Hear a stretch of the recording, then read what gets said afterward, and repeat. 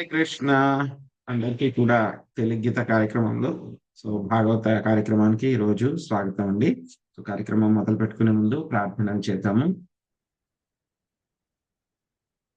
జయ రాధ మాధవ కుంజ బిహారీ జయ రాధ మాధవ कुंज बिहारी जय राम माधवा कुंज बिहारी जय गोपी जनावल्लभा गिरिवरधारी जय गोपी जना वल्लभा गिरिवरधारी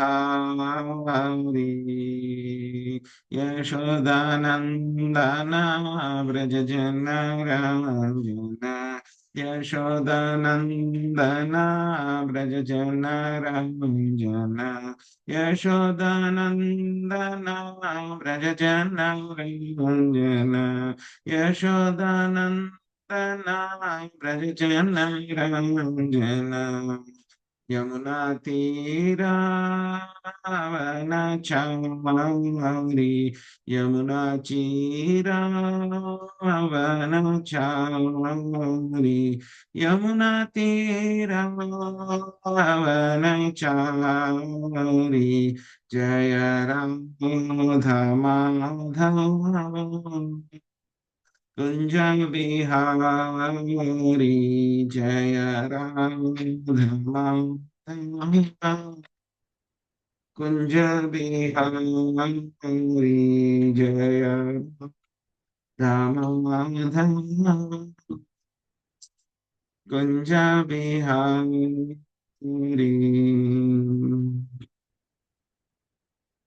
ओम नमो भगवते वासुदेवाय। ओम नमो भगवते वासुदेवाय।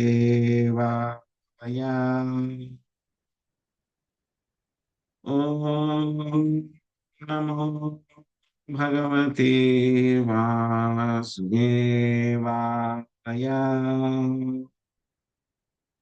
नारायणं नमस्कृत्य नरं चैव नरोत्तमं देवीं सरस्वतीं व्यासं ततो जयमुदीरयेत्। शृण्वतां स्वकदा कृष्णा पुण्यश्रवणकीर्तना हृदयन्तस्तो हि अभद्राणि विधुनोति सुहृत्सताम्। नष्टप्रायेषु अभद्रेषु नित्यं भागवत सेवया भगवते उत्तमश्लोके भक्तिर्भवति नैष्टिकी। ॐ अज्ञानतिमिरान्धस्य ज्ञानाञ्जनशलाकया चक्षुरुन्मिलितं येन तस्मै श्रीगुरवे नमः। श्रीचैतन्यमनोभीष्टं स्थापितं येन भूतले स्वयं रूपा कदा मह्यं ददाति स्वापदान्तिकम्।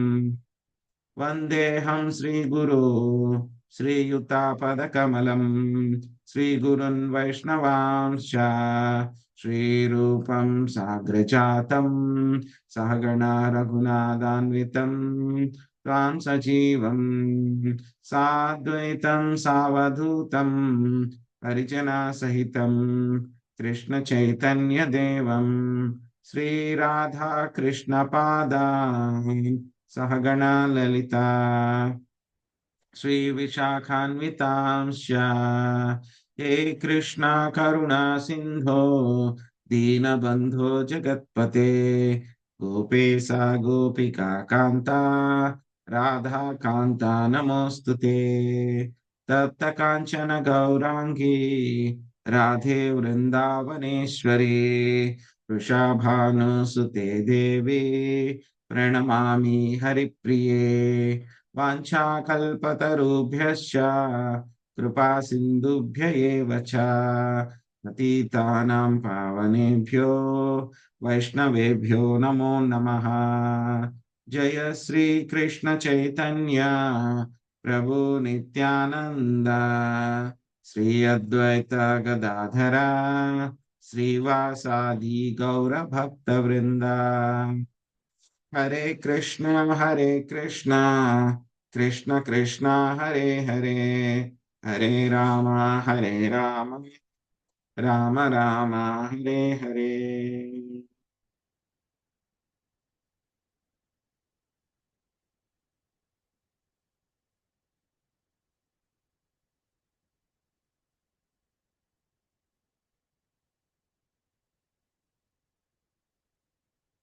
హరే కృష్ణ. సో ఈ రోజు మనము శ్రీమద్ భాగవతము చతుర్థ స్కంధంలో 25వ అధ్యాయము మనము నేర్చుకోబోతున్నాము. సో ఈ యొక్క అధ్యాయంలో ఏమిటి అని అంటే కనుక మనకి తర్వాత వచ్చేటువంటి 2 అధ్యాయాల్లో కూడా ఒక మంచి కథ వస్తుంది. చాలా మంచి కథ వస్తుంది అన్నమాట. సో చిన్నప్పుడు మనకి పొడుపు కథలు చెప్పేవారు కదా. పొడుపు కథల్లో ఎలా ఉంటుంది, బయట గోడ అంతా కూడా ఆకుపచ్చ రంగులో ఉంటుంది, లోపల అంతా కూడా ఏముంటుంది, ఎర్రగా ఉంటుంది. లోపల లోపల అంతా కూడా ఎలా ఉంటుంది, నల్ల నల్లగా కూడా అక్కడక్కడ మరకలు ఉంటాయి.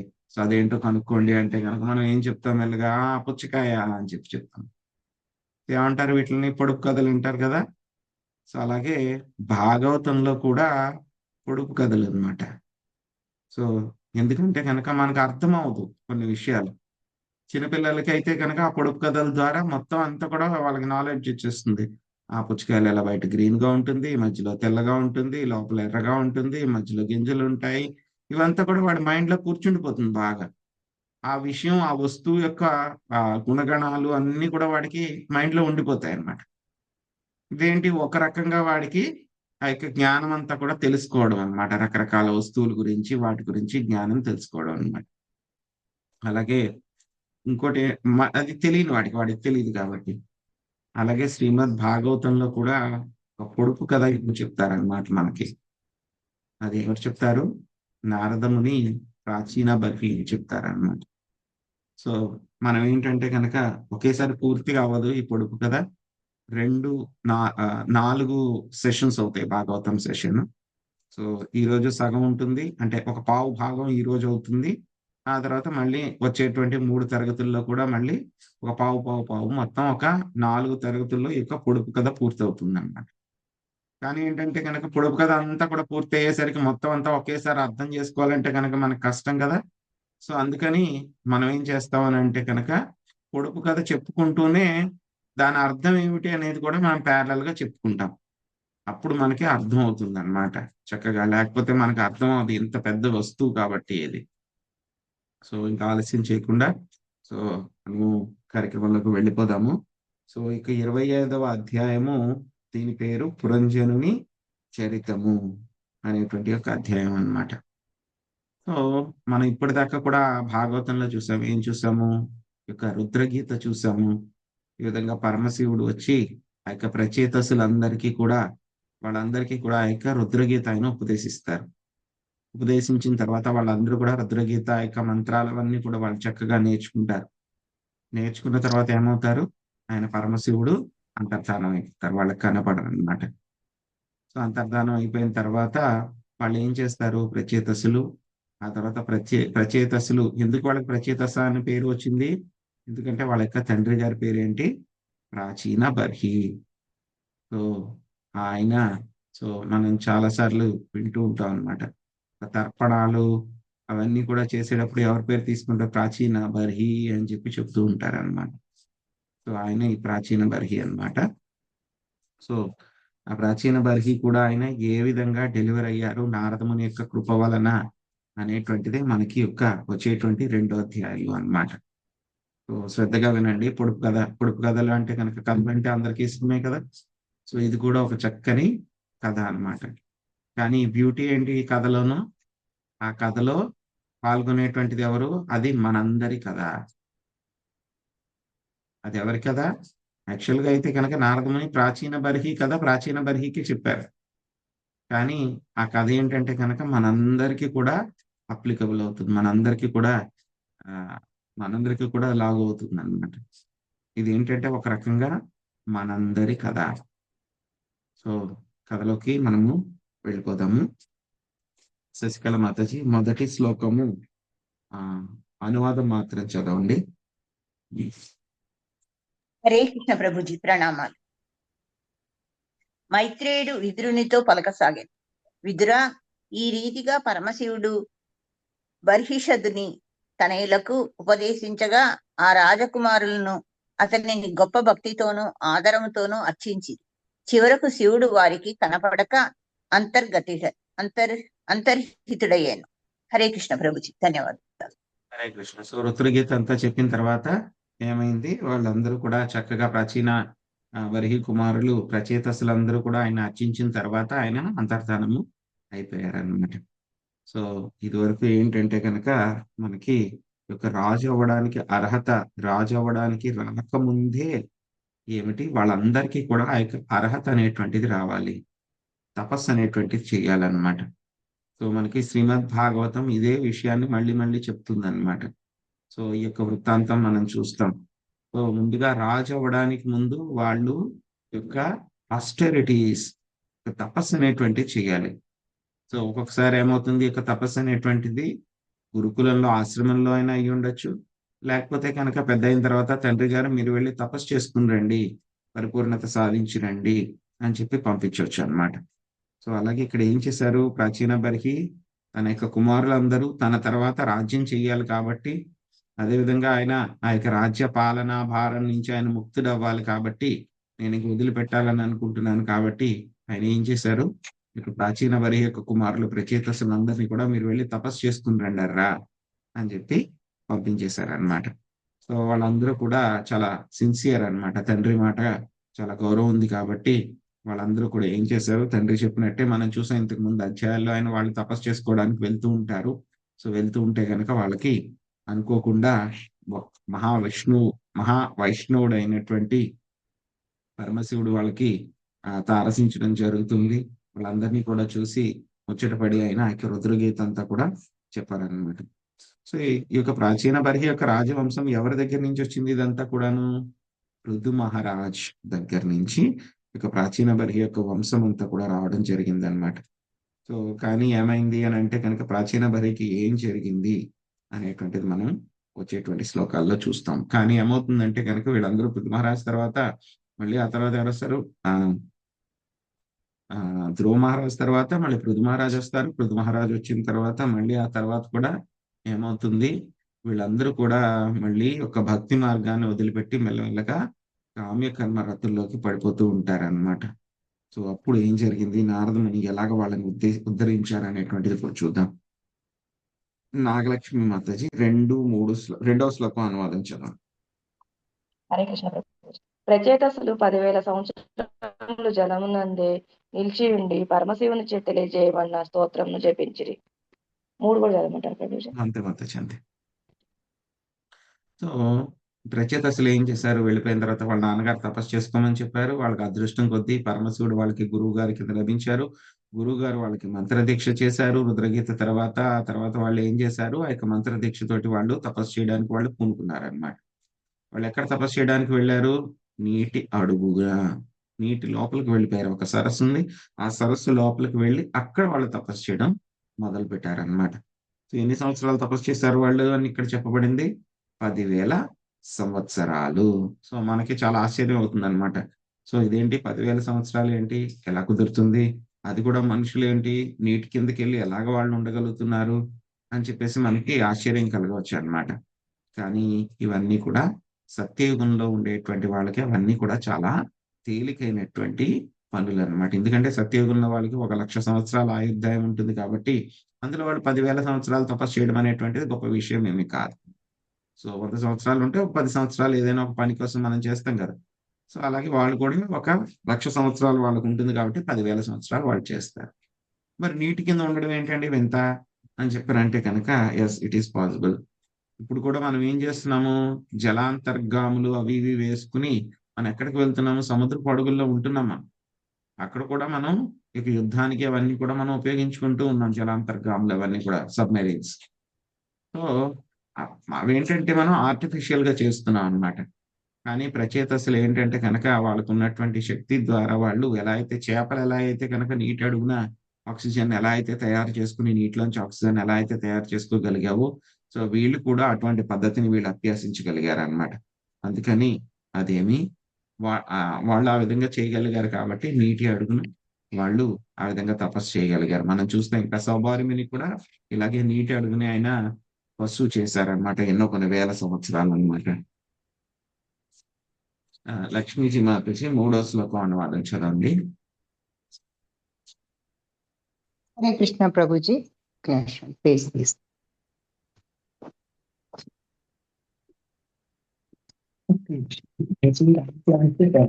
హరే కృష్ణ. దండ ప్రణామం ప్రభుజీ. 3వ శ్లోకం. రాజపుత్రులు జలమునందు తీవ్ర తపస్సును ఆచరించుచుండగా వారి తండ్రి మాత్రము నానా విధములకు కామ్యకర్మలను చేయుచుండెను. ఆ సమయమున అధ్యాత్మతత్వజ్ఞుడగు నారదముని రాజు పట్ల కృపాలుడై అతనికి ఆధ్యాత్మిక జీవనమును గూర్చి ఉపదేశించ నిశ్చయించాను. Hare Krishna Prabhuji. Thank you Prabhuji. Hare Krishna. So ఈ యొక్క ఎవరైతే కనుక భక్తి లేదో వాళ్ళందరూ కూడా ఏం చేస్తూ ఉంటారు? ఒక నిమిషం.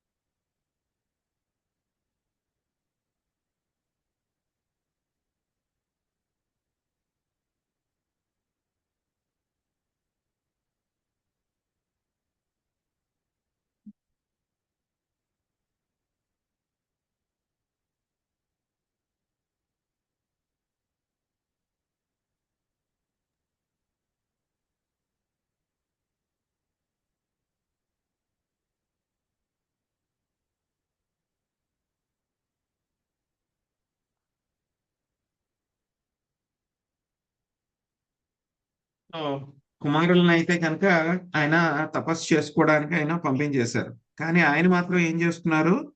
ఈ యొక్క కామ్యకర్మ కామ్యకర్మలన్నీ కూడా ఆయన చేస్తూ ఉన్నారు. కామ్యకర్మలు అంటే ఏమిటి?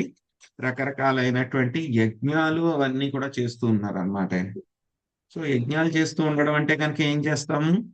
సో ఖచ్చితంగా వేదాల్లో చెప్పబడినటువంటి యజ్ఞాల ద్వారా మనం చెప్తున్నాం. అదేమవుతుంది? యజ్ఞాల్లో వాళ్ళు జంతు బలి అనేటువంటిది చేస్తూ ఉంటారన్నమాట.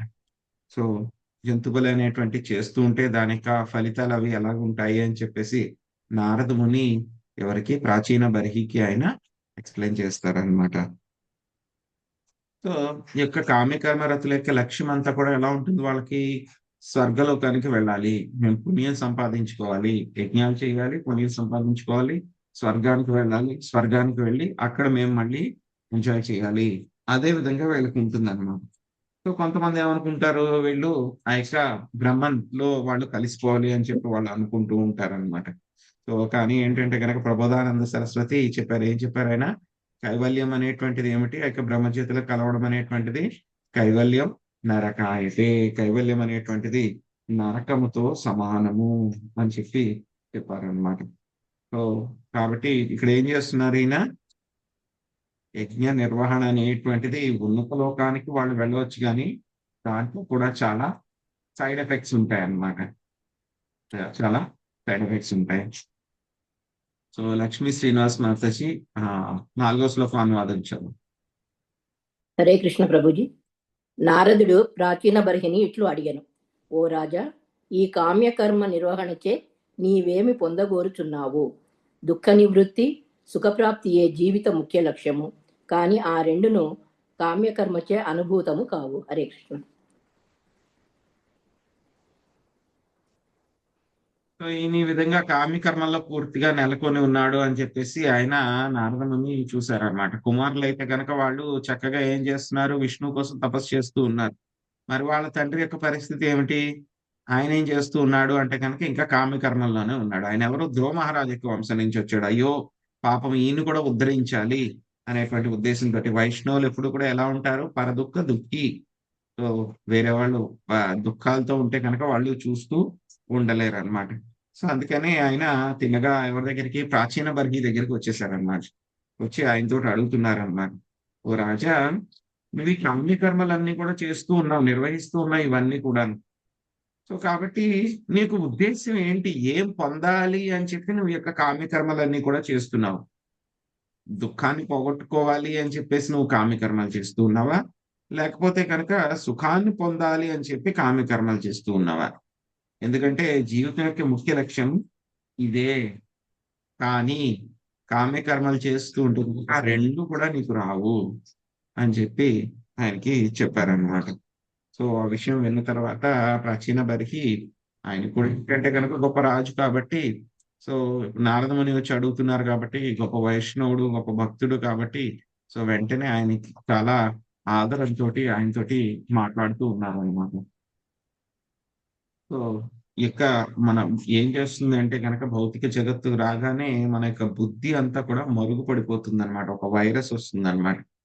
సో మనం ఏమనుకుంటాము, నేను సుఖం పొందాలి అని అంటే కనుక ఇప్పుడు చాలా కష్టపడాలి.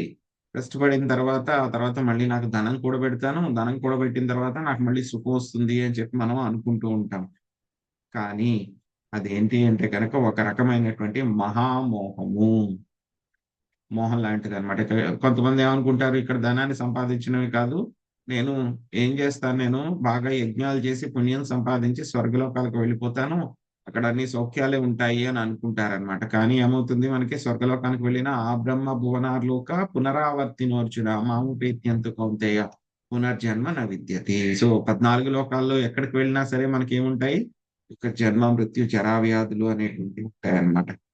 సో కాబట్టి ఎక్కడికి వెళ్ళినా సరే మనం వాటిని తప్పించుకోలేము. సో దాన్ని తప్పించుకోవాలంటే మనకి ఏం చేయాలి, మనము కేవలం శ్రీకృష్ణ భగవానుడి యొక్క భక్తి చేయాలి. భక్తియుత సేవలో మనము నియుక్తం అవుతూ ఉండాలన్నమాట. దానికి ప్రాచీన బర్హి ఆయనతోటి సమాధానం చెప్తూ ఉన్నారు. ఏం చెప్తున్నారు చూద్దాం. భవానీ మాతాజీ చదవండి 5వ శ్లోకం. కృష్ణ ప్రభుజీ.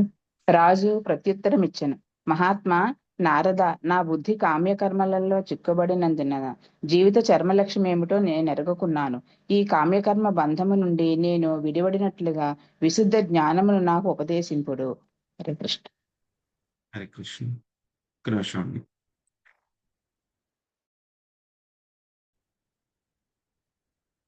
సో దానికి ప్రాచీన బర్హి ఆయనకి సమాధానం ఇచ్చారనమాట. నా బుద్ధి అంతా కూడా మొత్తం పూర్తిగా యొక్క కామ్య కర్మల్లో చిక్కుకుపోయింది.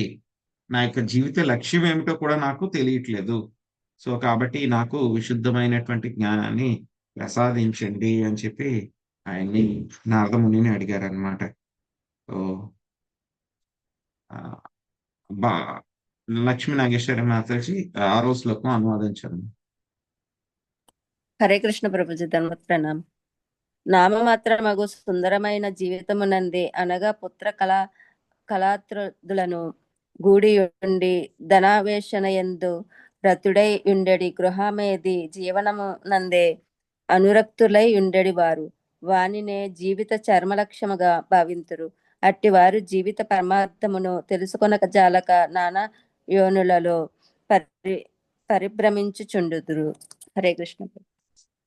హరే కృష్ణ. సో ఎంతో అదృష్టం దొరికింది కాబట్టి ప్రాచీన బర్హి గారికి, ఆయనకి నారద ముని ఇలాంటి ఎంతో ఉత్తమమైనటువంటి గురువు ఆయనకి లభించడం జరిగిందనమాట.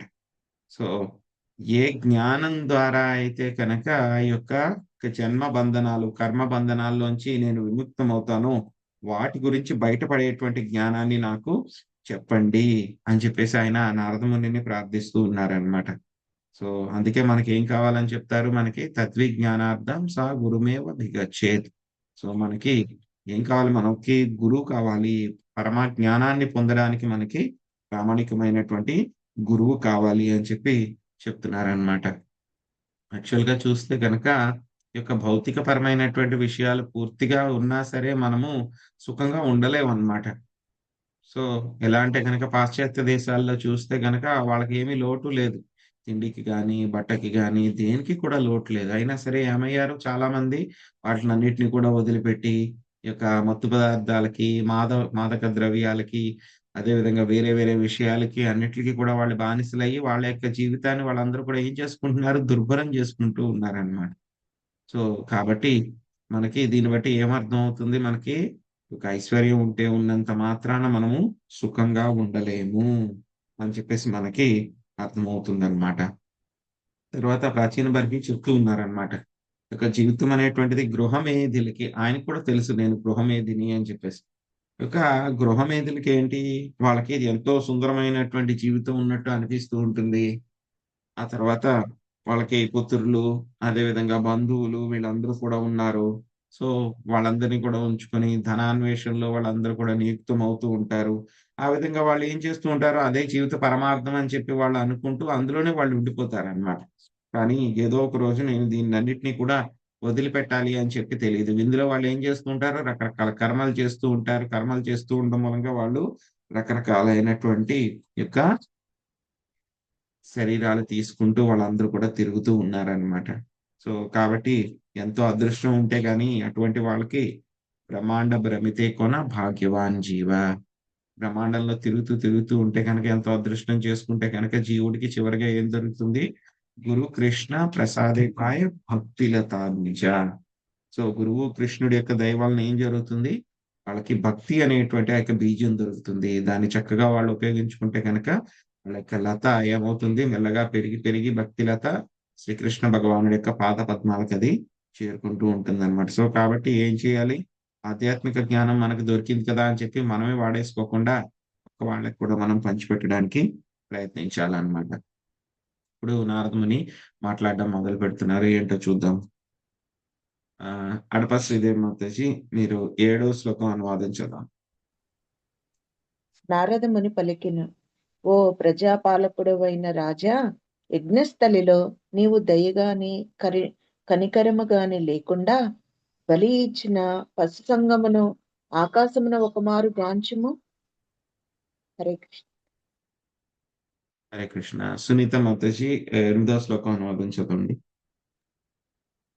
హరే కృష్ణ ప్రభుజీ. నీవు తమకు కలిగించిన బాధకు ప్రతీకారము తీర్చుకొనుటకై ఆ పశువులు నీ మృత్యువు కొరకు వేచియున్నవి. నీవు మరణించినంతనే అవి అత్యంత క్రోధము కలిగినవై తమ లోహమయమగు కొమ్ములతో నీ దేహమును చిన్న భిన్నము చేయగలవు. Thank you Prabhuji. So, Narada మునికి ఆయనకి అన్ని కూడా తెలుసు. ఆయన అన్ని చూడగలరు. అదే విధంగా ఆయనకి ఎవరికైనా సరే ఏవైనా విషయాలు చూపించాలి అని అనుకుంటే గనక ఆయన చూపించగలరు అనమాట. సో, ఆయన ఏం చేశారు అని అంటే గనక తనకున్నటువంటి యోగ శక్తితోటి ఎందుకంటే ఇప్పుడే మనం చెప్పుకున్నాం. ఈ యొక్క కర్మకాండ చేయాలంటే గనక యజ్ఞాలు చేయాలి. యజ్ఞాలు చేయాలి అంటే గనక వేదాల్లో ఏం నిర్దేశించబడ్డాయి? ఈ యొక్క జంతువుల్ని బలి చేయాలి. సో, ఆ యజ్ఞం అంతా కూడా చాలా చక్కగా జరిగింది. బాగా జరిగింది అంటే గనక చంపినటువంటి ఆ యొక్క పశువుకి ఏమవుతుంది? వెంటనే వాటికి మానవ శరీరం అనేటువంటిది దొరుకుతుంది. Very good. యజ్ఞం సక్సెస్ అయిపోయింది. వాటికి మానవ శరీరం దొరికింది. అలాగే మనకు కూడా ఏమవుతుంది? పుణ్యం వస్తుంది. యజ్ఞం ఏమైంది? పరిపూర్ణమైతే, సక్సెస్ అయితే, పాస్ అయితే. ఒకవేళ యజ్ఞంలో ఎందుకంటే గనక ప్రతిసారి కూడా మనకి 100% సక్సెస్ రాదు. యజ్ఞంలో ఒక్కసారి కనుక ఏదైనా సరే తప్పిదం జరిగింది అని అనుకోండి. ఒక్కొక్కసారి వేస్ట్ అయిపోతుంది. ఆ యొక్క యజ్ఞం చేసినటువంటి యజ్ఞం పరిపూర్ణం అవ్వదు. పరిపూర్ణం అవ్వదు అంటే కనుక దానికి రిజల్ట్ ఏమిటి? ఆ యజ్ఞంలో బలిచ్చినటువంటి పశువు చంపబడుతుంది. కానీ దానికి మానవ శరీరం రాదు. దానికి మానవ శరీరం రాదు. ఆ తర్వాత ఏమవుతుంది? మనకి ఆ పుణ్యఫలం రాదు. మనకి పుణ్యఫలం రాకపోయినా సరే పర్వాలేదు. ఓకే. తర్వాత ఇంకో యజ్ఞం చేసుకుంటాం. మనం పుణ్యఫలం తెచ్చుకుంటాం. కానీ ఏమవుతుంది? ఆ యజ్ఞం ఫెయిల్ అయింది కదా! పాస్ అవ్వలేదు కదా! అప్పుడేమవుతుంది? ఆ యొక్క జంతువు ఏదైతే కనుక చంపబడిందో కర్మ సిద్ధాంతం కదా! కర్మ ప్రకారం ఏమవుతుంది? మనం ఎవరికైనా ఏదైనా అన్యాయం చేస్తే వాళ్ళు కూడా మనకి అదే అన్యాయం చేస్తారు. అది మనం అనుభవించాలి. అలాగే ఆ జంతువులన్నీ కూడా ఆకాశంలో అన్ని వేచి చూస్తూ ఉన్నాయన్నమాట. ఎప్పుడు ప్రాచీన బర్హి వస్తాడా? మనల్ని అనవసరంగా చంపేశాడు. ఆ యజ్ఞం చేస్తానని చెప్పేసి.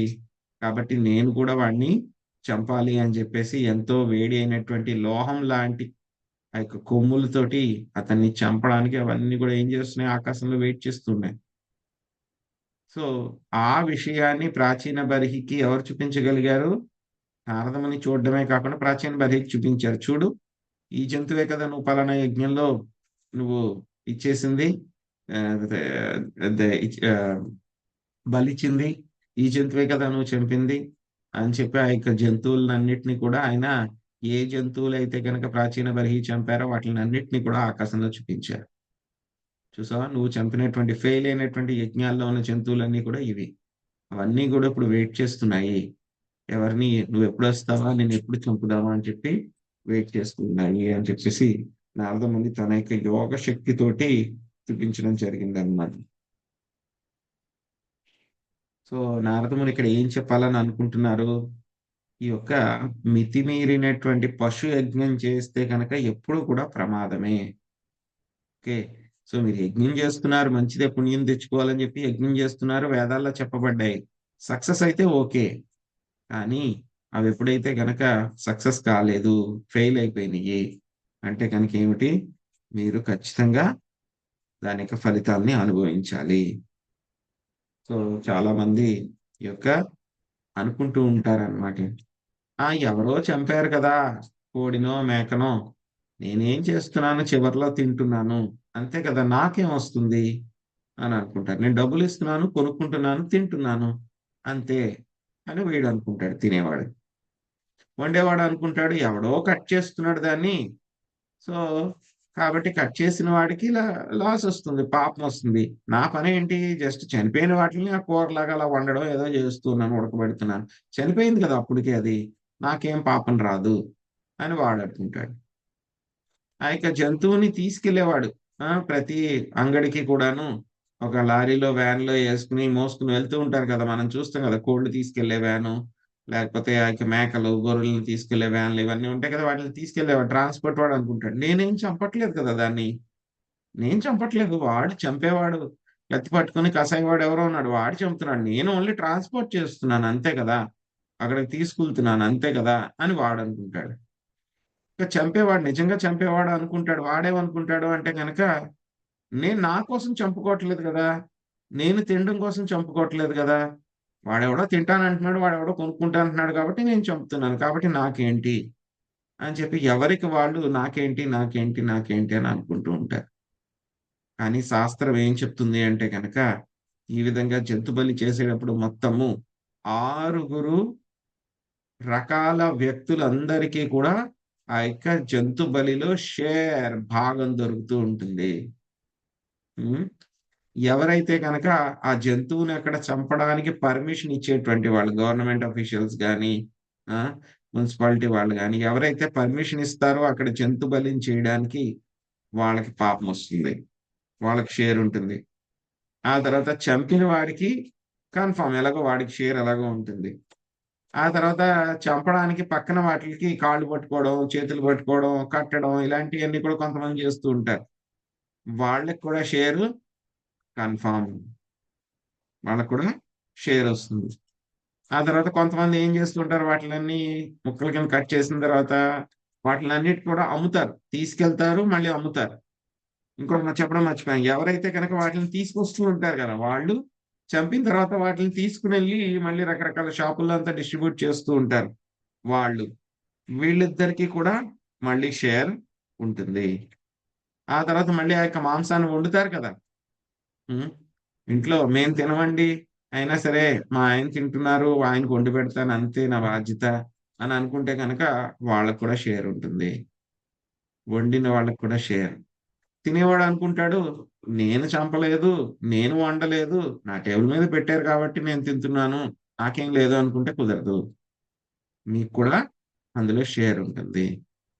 ఇందులో బాగా హోల్సేల్ గా ఎక్కువ షేర్ ఎవరికి వస్తుంది, ఇందులోను అందరికంటే కూడా హోల్సేల్ గా ఎక్కువ షేర్ ఎవరికి వస్తుంది? పర్మిషన్ ఇచ్చిన అతనికి తినేవాడికి వస్తుందేమో ప్రభుజీ. తినేవాడైతే కనుక 1, 2 తింటాడు వాడు, హరే నెలకి ఎన్ని తింటాడు? మహా అయితే 4 5 తింటాడు. వాడికి తక్కువే కదా. కృష్ణ వాళ్ళకి ప్రభుజీ. అనుమతి ఇచ్చిన ఆయనకే ప్రభుజీ.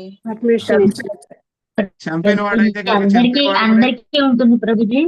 అందరికీ సమానంగా ఉంటుంది. అందరికి సమానంగా ఉంటుంది ప్రభు. అందరికీ సమానంగా ఉంటుంది. కర్మ చేసిన వాడికి ఎక్కువ ఉంటుంది వాడికి వండిన వాడికి ఇచ్చిన వాళ్ళకి ప్రతి ఒక్కరికి షేర్ ఉంటుంది. పర్మిషన్ ఇచ్చిన వాళ్ళకి ప్రభుజీ అందరికంటే ఎక్కువ పర్సెంటేజ్ అనేది చంపిన వారికి వస్తుంది ప్రభుజీ. హరే కృష్ణ. హరే కృష్ణ. పర్మిషన్ ఇచ్చిన వాళ్ళకి వస్తుంది ప్రభుజీ. హరే కృష్ణ. సో చెప్తుంది ఒక్క నిమిషం. సో అందరూ కూడా మీ అభిప్రాయాలు చెప్పారు. అందరూ కూడా చెప్పింది కూడా కరెక్టే.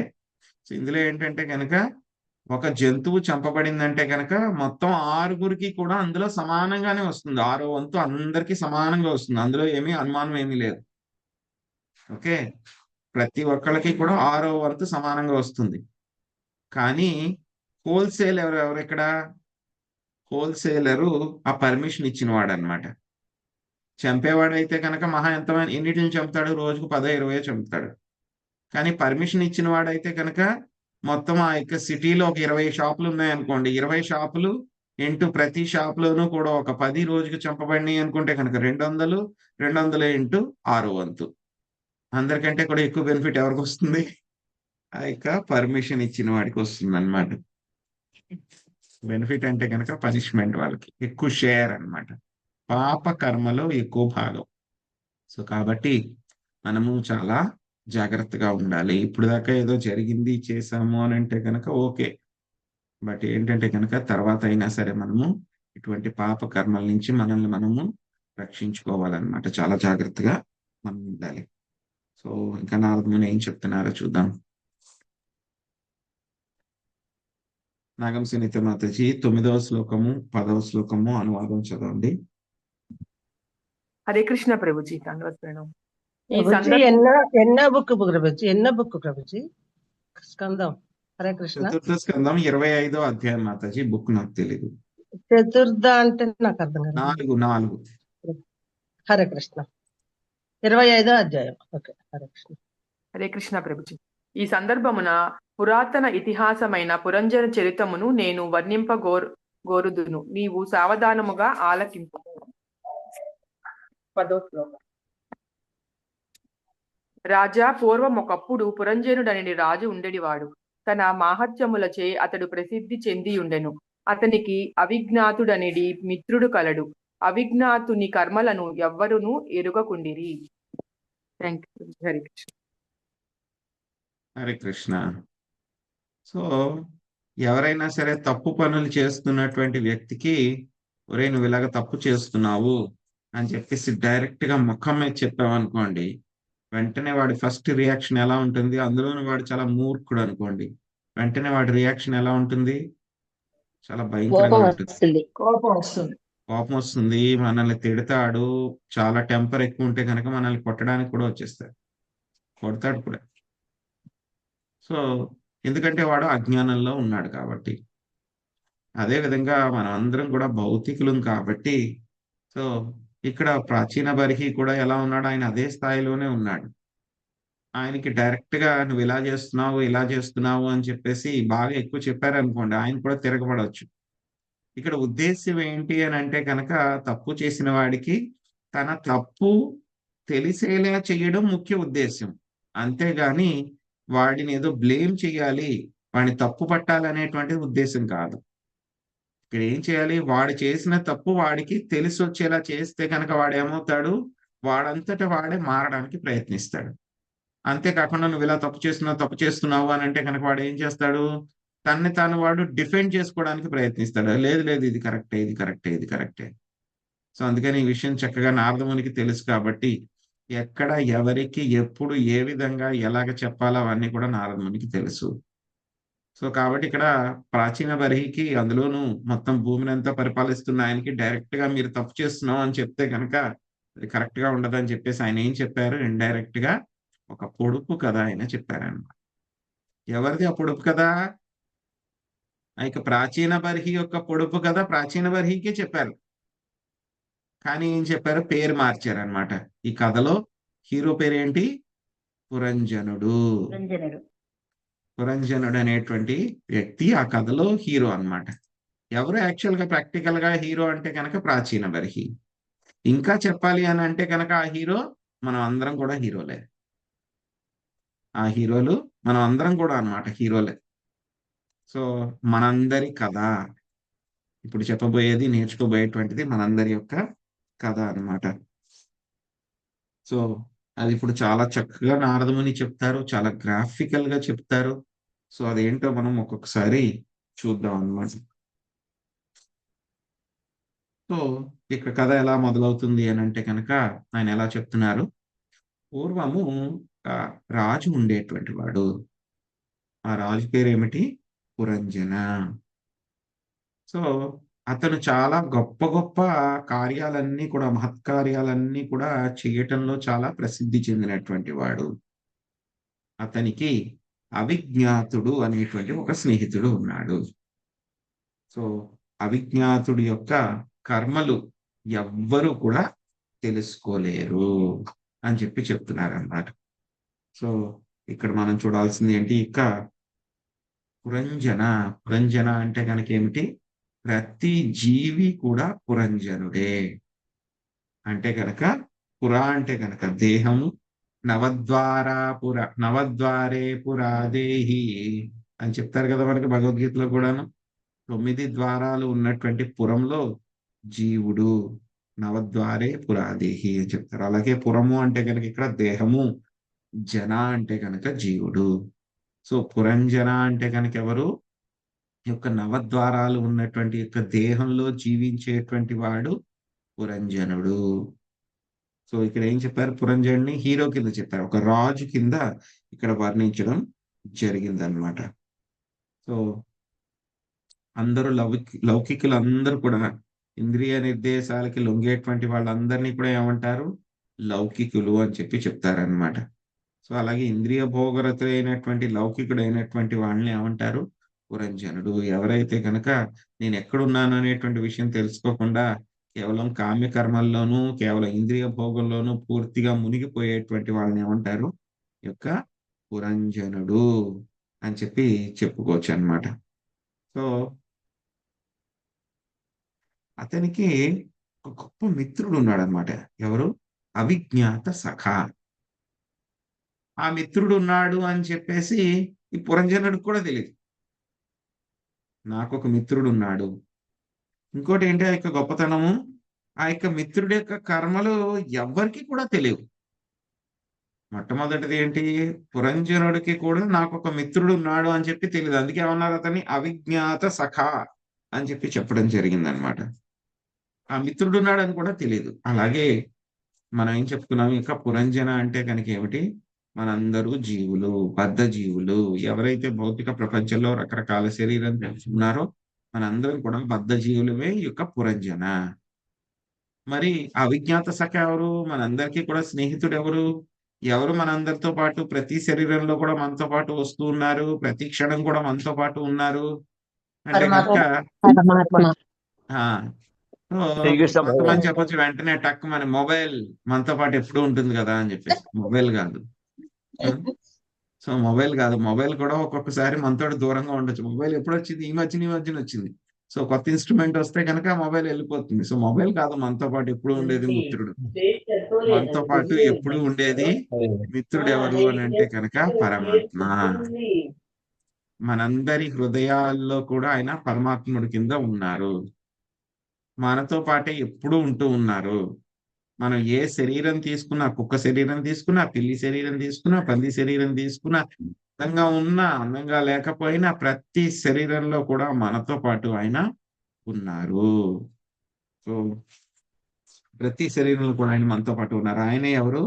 యొక్క అవిజ్ఞాత సఖ. అవిజ్ఞాత సఖ అన్నమాట ఆయన. సో ఎలా తెలుస్తుంది మరి ఆయన ఉన్నారు అని చెప్పి? భగవద్గీతలో మనకి చెప్పారు కదా, సర్వస్య చాహం హృది సన్నివేష్ణో మత్త స్మృతిర్జ్ఞానమపోహనం చ వేదేశ్చ సర్వేరహమేవ వేద్యో వేదాంత కృత్వేద విదేవ చాహం. ఏం చెప్తున్నారు? నేను అందరి హృదయాల్లో కూడా నిలిచి ఉన్నాను. నా దగ్గర నుంచే స్మృతి, జ్ఞానము, మరుపు, ఉమ్, మత్త స్మృతి, జ్ఞానం, అపోహనం చ 3 కూడా నా దగ్గర నుంచే వస్తూ ఉన్నాయి. ఈ యొక్క పరమాత్మ చేసేటువంటి లీలలు, ఆయన యొక్క కర్మలు మనకి కూడా అర్థం అవ్వవు. ఆయన ఏ విధంగా ఉన్నారు, ఏం చేస్తున్నారని మనకు కూడా అర్థం అవ్వవు అన్నమాట.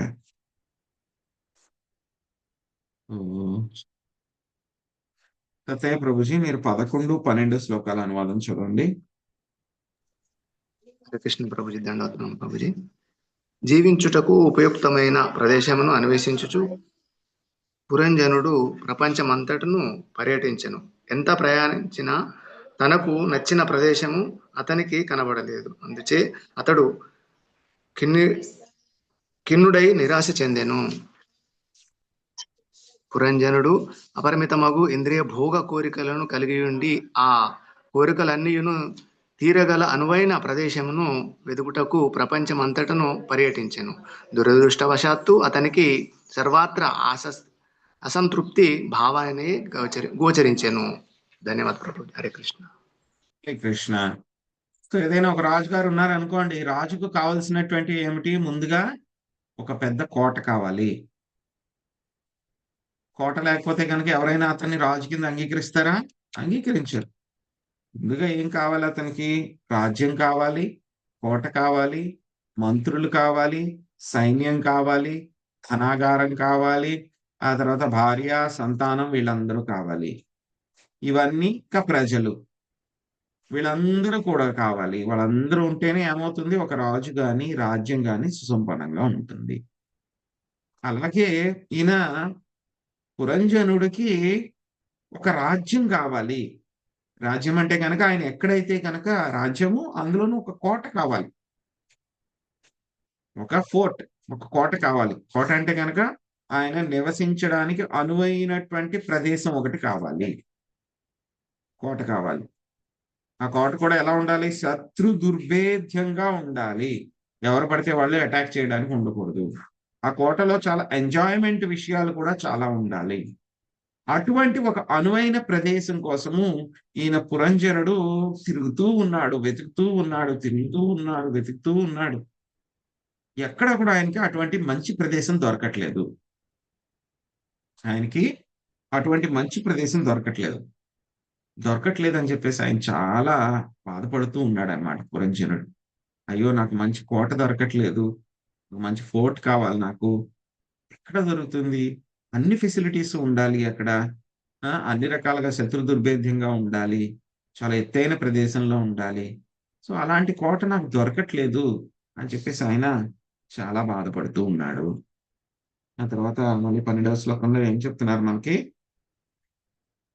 సో పురంజనుడికి అపరిమితమైనటువంటి ఇంద్రియ కోరికలన్నీ కూడా ఉన్నాయి, ఇంద్రియ భోగ కోరికలన్నీ కూడా ఉన్నాయి. చెప్పుకున్నాం కదా, దొరికేటువంటి ప్రదేశం ఎలా ఉండాలి? ఆ యొక్క ఇంద్రియ భోగాలన్నిటినీ కూడా సంతృప్తి పరిచే విధంగా ఉండాలి ఆ యొక్క కోట అనేటువంటిది. సో ఆ విధంగా ఉండేటువంటి ప్రదేశం, ఇంద్రియ భోగాలన్నీ తీరేటువంటి ప్రదేశం కావాలి, అనువైనటువంటి ప్రదేశం కావాలి. అటువంటి ప్రదేశం కావాలని ఆయన మొత్తం అంతా కూడా తిరిగాడంట. ఆయన తిరిగినా సరే ఆయనకి ఎక్కడ కూడా, దురదృష్టవశాత్తు ఆయనకి ఎక్కడ దొరకట్లేదంట అటువంటి ప్రదేశం.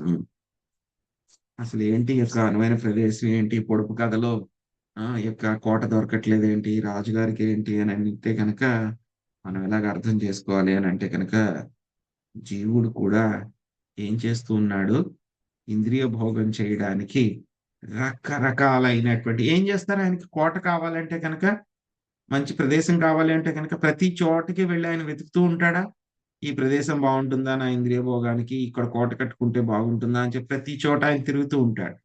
ఎక్కడికి వెళ్ళినా సరే ఆయనకి మంచి ప్రదేశం దొరకట్లేదు ఆయనకి. అలాగే మనందరం జీవులు కూడా ఏం చేస్తున్నాం? ఇంద్రియ భోగం చేయడం కోసము రకరకాలైనటువంటి శరీరాలను మనం ప్రయత్నిస్తూ ఉన్నాము. ఒక్కొక్కసారి కుక్క శరీరం తీసుకుంటున్నాం, ఇది బాగుందా? బాగాలేదు. ఒక్కొక్కసారి చీమ శరీరం తీసుకుంటున్నాము, ఇది బాగుందా? అబ్బే ఏం లేదు, ఇందులో ఆ ఫెసిలిటీ లేదు, ఈ ఫెసిలిటీ లేదు. ఆ తర్వాత మళ్ళీ పంది శరీరం తీసుకుంటాం, ఇది బాగుందా? అస్సలు అందంగా లేదు.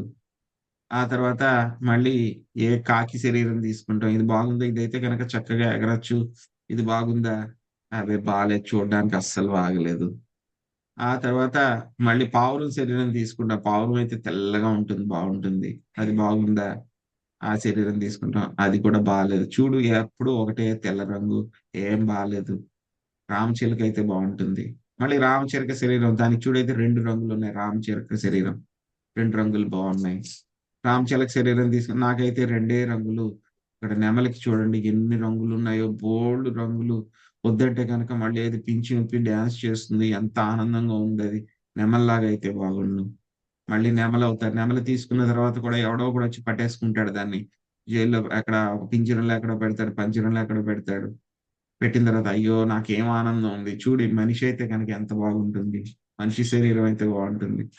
సో మనిషి శరీరం తీసుకుంటాడు. మనిషి శరీరంలో అన్ని ఫెసిలిటీస్ ఉన్నాయి అని అనుకుంటే కనుక మనిషి కంటే కూడా ఇంకా గాల్లో ఎగిరే గంధర్వుల శరీరం అయితే బాగుంటుంది. వాళ్ళకి ఇంకా ఎక్కువ ఫెసిలిటీస్ ఉన్నాయి. గంధర్వుల శరీరం కన్నా నాకు ఏమవుతుంది, ఇంకా దేవతల శరీరాలు కావాలి. నాకు చంద్రలోకానికి వెళ్ళాలి, ఆ తర్వాత మళ్ళీ ఇంద్రలోకానికి వెళ్ళాలి అని అది చూస్తారు. అది కూడా బాగుంటుంది. ఇది కూడా సరిపోలేదు, నాకు ఇంకా ఇంద్రుడి శరీరం కావాలి. సో ఇంద్రుడు కూడా అయిపోతారు. ఇంద్రుడు అయిపోయిన తర్వాత నాకు ఇది బాగోలేదు, నేను బ్రహ్మగారిలాగా సృష్టి చేయాలి. అప్పుడు ఇంకా బాగుంటుంది, బాగా ఎంజాయ్మెంట్ ఉంటుంది. అది కూడా ట్రై చేస్తారు. సో ఇలాగే పురంజనుడు ఏ విధంగా అయితే కనుక అనువైన ప్రదేశాల కోసం, రకరకాల ప్రదేశాల కోసం ప్రయత్నిస్తూ ఉన్నాడో, అలాగే మనం అందరం కూడా ఇంద్రియ భోగం చేయడానికి ఈ అన్ని శరీరాలు 84 లక్షల శరీరాలన్నీ కూడా మనం ప్రయత్నిస్తూ ఉన్నాం. ఇది ఒకదాని తర్వాత ఒకటి. అయినా సరే మనకి ఏ శరీరంలో అయినా సంతృప్తిగా ఉంటుందా? ఏ శరీరంలో కూడా మనకి సంతృప్తి అనేది ఉండట్లేదు. అసంతృప్తి అనేది లేదు కాబట్టి ఏమవుతుంది, అది రికార్డ్ అవుతుంది. రికార్డ్ అయిన తర్వాత ప్రకృతి ఏం చేస్తుంది, ఇది నీకు నచ్చలేదా అని చెప్పి ఆటోమేటిక్ గా ఇంకో దాంట్లో మనల్ని పెడుతుంది. అలాగే మనం ఈ భౌతిక ప్రపంచంలో పురంజనుడు ఏంటంటే కనుక ఆయన ఇక ప్రపంచంలో ఆయన తిరుగుతూ తిరుగుతూ తిరుగుతూ ఉన్నాడు. ఎక్కడా కూడా ఆయనకి దొరకట్లేదు అని చెప్పి అలా బాధపడుతూ ఉన్నాడు. మంచి ప్రదేశం, అనువైనటువంటి ఇంద్రియ భోగం చేసేటువంటి ప్రదేశము. అలాగే జీవులైనటువంటి మనందరికి కూడా ఎన్నో శరీరాలు మనం ప్రయత్నిస్తూ ఉన్నాము, కానీ ఎక్కడ కూడా మనకి ఆనందం అనేటువంటిది దొరకట్లేదు. అదంతా కూడా ఆటోమేటిక్ గా జరుగుతూ ఉందన్నమాట. ఎక్కడికి వెళ్ళినా సరే ఆనందం అనేటువంటిది దొరకట్లేదు.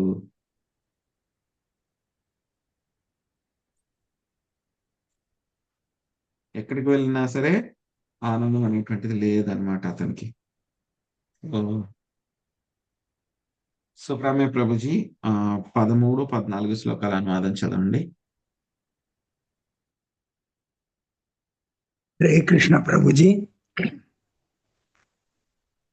ఆ రీతిగా చరించుచు అతడు ఒక మారు హిమాలయములకు దక్షిణముగానున్న భారతవర్ష ప్రాంతమున 9 ద్వారములు కలిగినట్టిది మరియు సర్వలక్షణ సమన్వితమైనట్టిది యగు ఒక పురమును గాంచెను.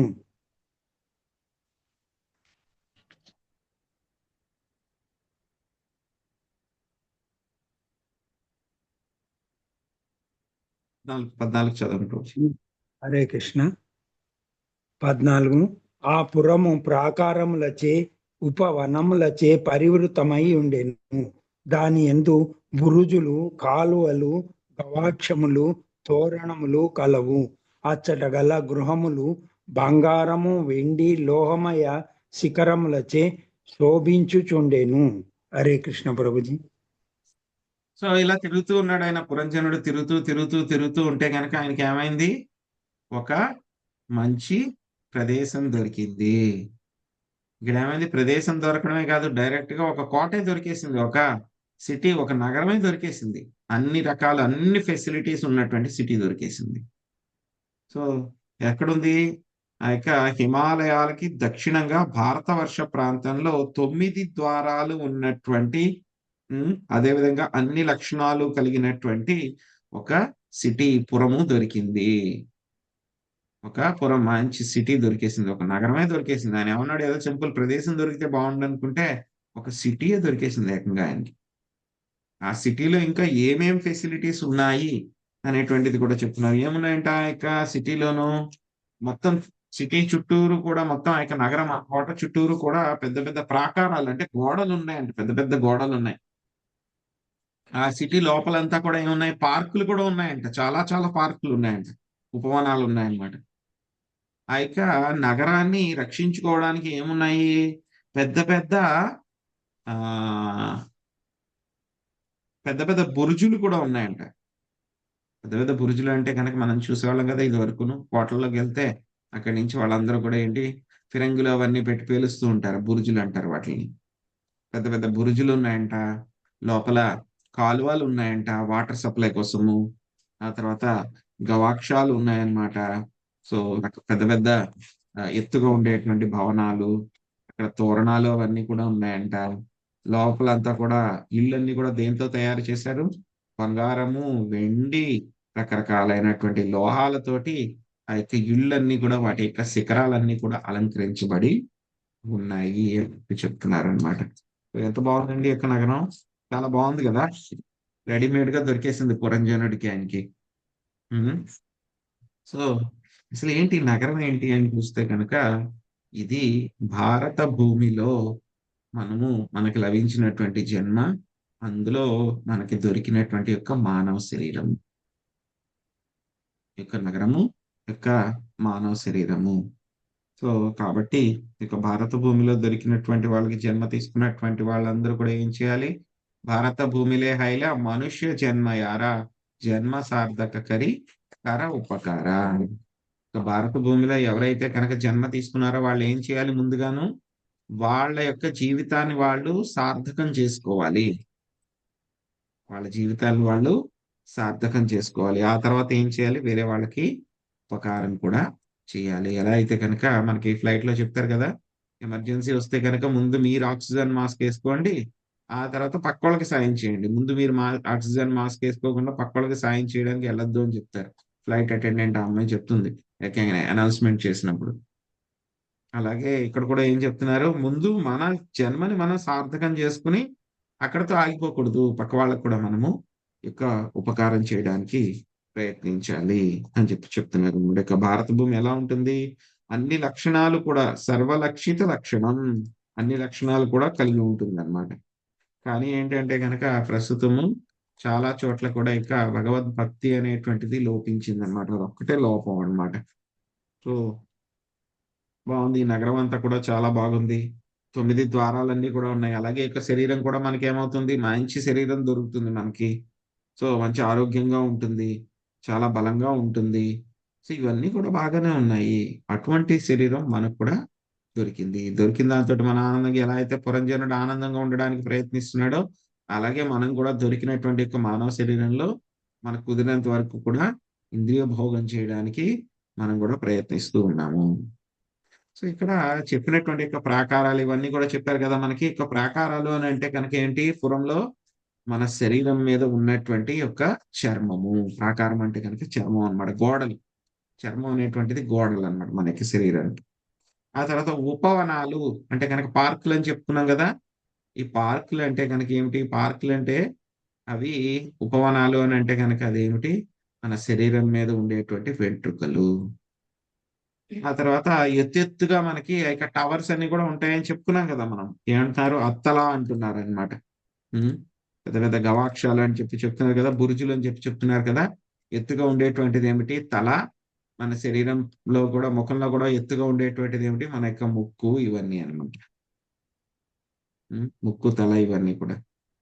ఇంకేం చెప్పుకున్నాం మనము, అక్కడ కొన్ని కాలువలు ఇవన్నీ కూడా ఉన్నాయని చెప్పుకున్నాం. మురుగునీరు వెళ్ళడానికి ట్రెంచెస్, మురికి కాలువలు, మామూలు కాలువలు అన్ని కూడా ఉన్నాయి అని చెప్పుకున్నాం కదా మనం. అవేంటి అంటే కనుక మన శరీరం మీద ఉండేటువంటి, ఒకసారి కొన్ని అంతా కూడా శరీరం మన మీద ఫ్లాట్ గా ఉండదు కదా, బల్లబరుపుగా ఉంటది కదా, ఒక్కొక్కసారి కొంచెం లోపలికి వెళ్తుంది. ఆ తర్వాత ఏమిటి, లోపలికి వెళ్ళినటువంటివి అన్నమాట ఇవన్నీ కూడా. ఒక్కొక్కసారి మనకి చర్మానికి కూడా ముడతలు పడతాయి. ఆ ముడతలు అన్ని కూడా ఏమిటి, ఈ యొక్క ట్రెంచెస్ అన్నమాట, కాలువలు, ఇవన్నీ అన్నమాట. ఆ తర్వాత ఇంకేమున్నాయి అక్కడ, కిటికీలు ఉన్నాయంట, గవాక్షాలు, కిటికీల్లోంచి ఏం చేస్తాం మనం, బయటికి చూస్తాం కదా. సో అలాగే మనం ఎలా చూస్తున్నాడు జీవుడు యొక్క శరీరంలోంచి బయటికి, మన యొక్క కంటి ద్వారా జీవుడు బయటవన్నీ కూడా చూస్తూ ఉన్నాడు. యొక్క కిటికీలు అన్నమాట. మరి కిటికీ ఉంటే కనుక ఖచ్చితంగా కిటికీకి తలుపులు ఉండాలి కదా, కిటికీ తలుపులు. ఆ కిటికీ తలుపులు ఏంటి అని అంటే కనుక కనురెప్పలు. కిటికీ తలుపులు కనురెప్పలు అన్నమాట. ఈ యొక్క శరీరం ఆ యొక్క చెప్పుకున్నాం కదా, ఆ యొక్క ఇళ్ళు ప్రాకారాలన్నీ కూడా దేంతో తయారు చేయబడ్డాయి? బంగారము, వెండి, లోహాలతోటి తయారు చేయబడ్డాయి. అలాగే మన యొక్క శరీరం కూడా చెప్తుంది మనకి దేంతో తయారు చేయబడతాయి? కఫ, పిత్త, వాయువు. మన యొక్క శరీరం అంతా కూడా ఈ మూడిట్లతోనే ఉంటుంది. ఎప్పుడు కూడా ఇక కఫ, పిత్త, వాయువు కూడా ఆయుర్వేదం చెప్తుంది అనమాట. కఫ, పిత్త, వాయువు ఎప్పుడు కూడా సమానంగా ఉండాలి. ఏది ఎక్కువైనా ఏది తక్కువైనా ఏమవుతుంది? దాని యొక్క అర్థం ఏమిటి? మనం అనారోగ్యం చెందాము అని అర్థము. సో ఇక్కడ కఫ, పిత్త, వాయువు అనేటువంటిది ఏమిటి? త్రిధాతువులు. భాగవతం మనకి చెప్తుంది, ఏం చెప్తుంది? యస్యాత్మ బుద్ధి పునపే త్రిధాతుకే.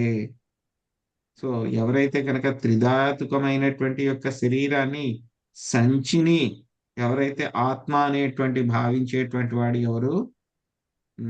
ఆవు లేకపోతే కనుక గాడిదతోటి సమానం అని చెప్పి భాగవతం మనకి చెప్తూ ఉందన్నమాట. నాగలక్ష్మి మాతాజీ మీరు 15, 16 శ్లోకాలను వాదించదండి. హరే కృష్ణ. ఆ పురం నందల గృహములలోని నేల ఇంద్రనీలము, స్ఫటికములు, వైడూర్యములు, మరకతమణులు, ముత్యములు, కెంపులతో నిర్మితమై ఉండెను. ఆ గృహముల కాంతిచే పురము భోగవతి పురమును పోలెను.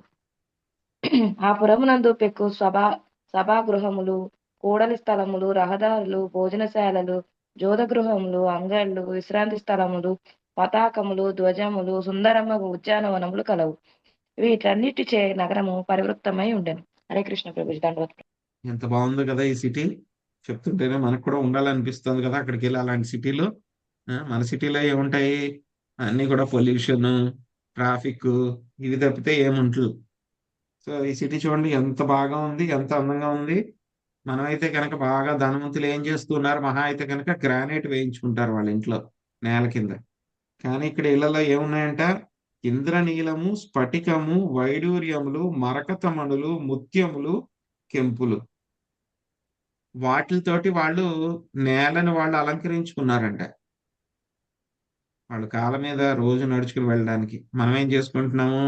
ఇక గ్రానైట్ తెచ్చుకుంటాము, వాటితో లేకపోతే సమ్ డెకరేషన్స్ చేసుకుంటాం, పాలిష్ చేసుకుంటాము, ఏవో చేస్తూ ఉంటాం. మనం రాళ్లతోటి చేస్తూ ఉన్నాం. కానీ ఈ సిటీలో దేంతో తయారు చేసుకుంటున్నారంట? ఈ యొక్క వజ్రాలు, వైఢూర్యాలు, మరకతమణులు వాటితో చేసుకుంటున్నారంట ఆ యొక్క నేల అంతా కూడా. సో ఎంత రిచ్ గా ఉందో చూడండి అన్నమాట. సో అవన్నీ కూడా కింద పెడితే ఏముంటాయి? ఆటోమేటిక్ గా వాళ్ళకి కరెంటు, లైట్లు ఏం అవసరం లేదు మనలాగా. ఆటోమేటిక్ గా అవన్నీ కూడా వెలిగిపోతూ ఉంటాయి. ఒక చిన్న ల్యాంప్ వెలిగిస్తే కనుక అన్ని కూడా వెలిగిపోతూ ఉంటాయి. అలాగే అవన్నీ కూడా వెలిగిపోతూ ఉన్నాయి అన్నమాట. సో ఇంకా ఏమున్నాయంట అక్కడ? చాలా ఫెసిలిటీస్ ఉన్నాయంట ఆ సిటీలో. ఏమున్నాయంట సిటీలో ఫెసిలిటీస్? అసెంబ్లీ హౌసెస్, సభాగృహాలు ఉన్నాయంట. తర్వాత రోడ్డు కూడలి స్థలాలు, జంక్షన్స్ అన్నమాట. మనకు ట్రాఫిక్ లైట్లు పెడతారు కదా, సో అవన్నమాట కూడలి స్థలాలు ఉన్నాయి. పెద్ద పెద్ద రహదారులు ఉన్నాయంట. అక్కడ భోజనం చేయడానికి భోజనశాలలు ఉన్నాయంట. తర్వాత గ్యాంబ్లింగ్ హౌసెస్, జూత గృహాలు ఉన్నాయంట అక్కడ. సో మళ్ళీ అక్కడ రకరకాల వస్తువులు అమ్మేటువంటి షాప్స్ అన్ని కూడా ఉన్నాయన్నమాట. అంగళ్ళు అన్ని ఉన్నాయి. అక్కడక్కడ రెస్ట్ తీసుకోవడానికి విశ్రాంతి స్థలాలు ఉన్నాయన్నమాట. పడుకోవచ్చు చక్కగా. మొత్తం అన్ని చోట్ల కూడా ఏం చేశారు? పతాకాలు, ధ్వజాలు అన్ని కూడా ఎగరేశారంట. ఇంకా అక్కడ చాలా చాలా పార్కులు కూడా ఉన్నాయంట. ఇందాక చూసింది ఏంటి? మనం ఉపవనాలు చూసాం, చిన్న పార్కులు. ఇప్పుడు ఏంటి? ఉద్యానవనాలు, అంటే చాలా పెద్ద పెద్ద పార్కులు కూడా ఉన్నాయన్నమాట. సో వీటన్నిటితోటి ఆ యొక్క నగరం అంతా కూడా నిండిపోయిందంట. ఎంత బాగుందండి, చాలా బాగుంది. స్వర్గంలా ఉంది. ఎన్ని ఫెసిలిటీస్ ఉన్నాయి ఇక్కడ, చాలా బాగుంది కదా అని చెప్పేసి మనం అనుకోవచ్చు. అలాగే పురంజనుడు కూడా అలాగే అనుకున్నాడు అనమాట. సో ఏంటి దీని యొక్క అర్థం ఏమిటి మనకి అని అంటే కనుక మనకి యొక్క ఏం చెప్తున్నారు మనకి?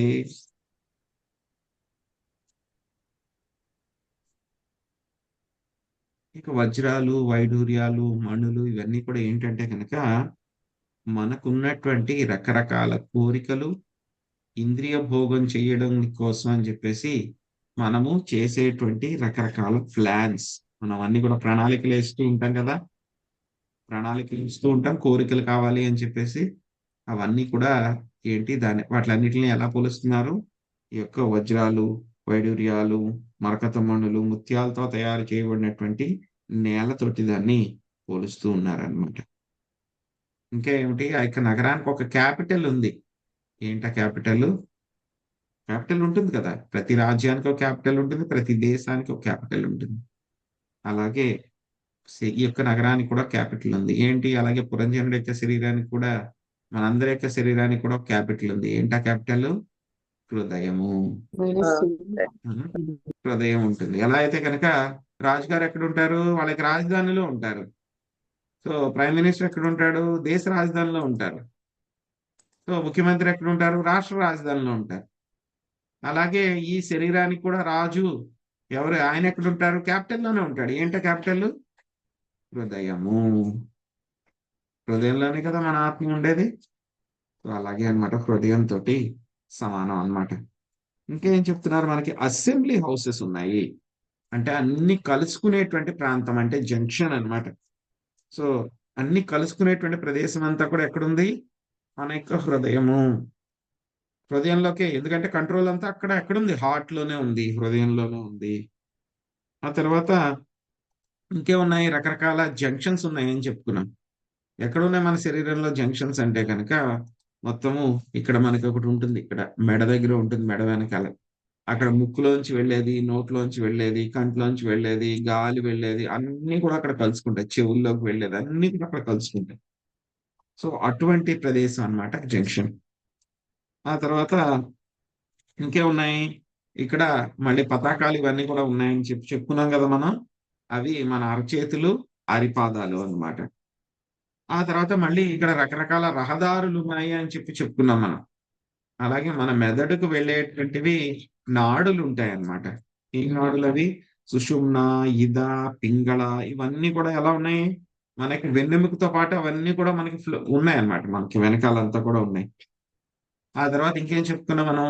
జూద గృహాలు అని చెప్పుకున్నాం. జూద గృహాలు అంటే కనుక ఇంద్రియ భోగాన్ని అనుభవించేటువంటి ఇంద్రియాలు.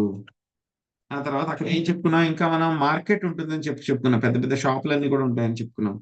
ఆ షాపులంతా కూడా ఏమిటి? మన యొక్క మనస్సు. మన యొక్క మనస్సు. సో ఇంకేం చెప్పుకున్నాం మనం? విశ్రామ స్థలాలు. ఆ యొక్క విశ్రామ స్థలం ఏంటి? మన యొక్క చిత్త. ఎంత బాగుందండి, చాలా బాగుంది కదా. మంచి సిటీని మనం సెలెక్ట్ చేసుకున్నాము.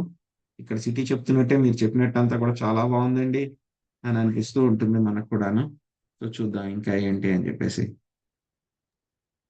అక్షర మాతాజీ, మీరు 17, 18 శ్లోకాలు చదవండి.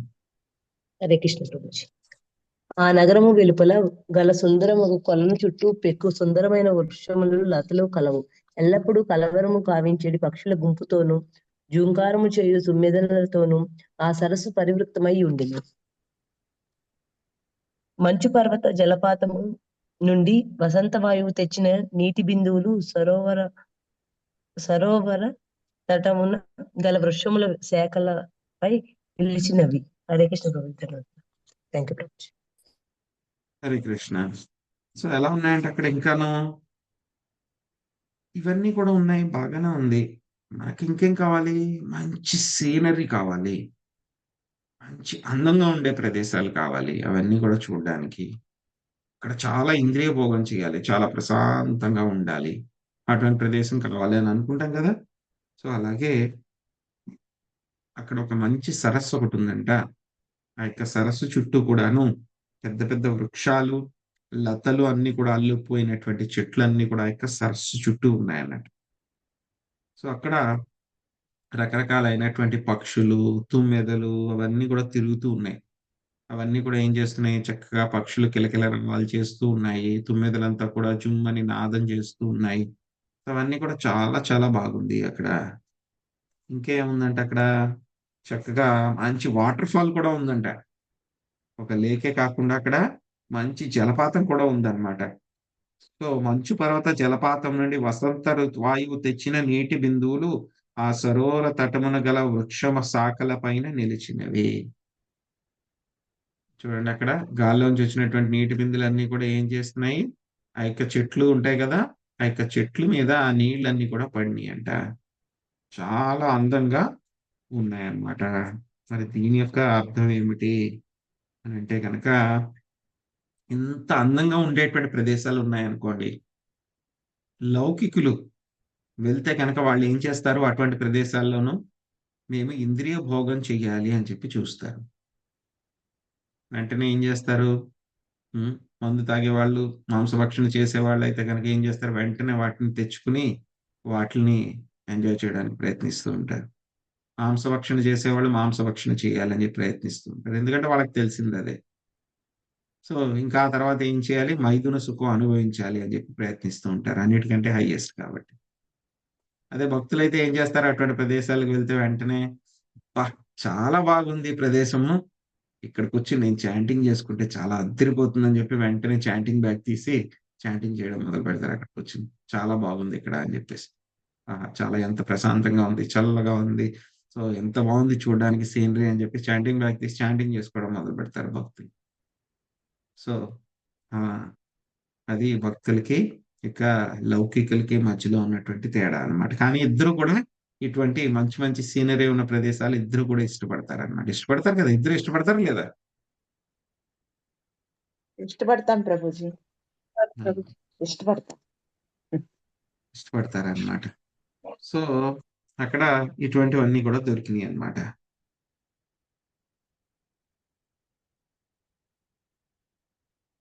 యుక్త వయసు వచ్చిన తర్వాత ఏమవుతుంది, పురుష దేహంలో గాని స్త్రీ దేహంలో గాని ఉన్నటువంటి జీవుడికి యొక్క మైథున సుఖ భావన అనేటువంటి కలత ఒకటి మొదలవుతుంది అన్నమాట.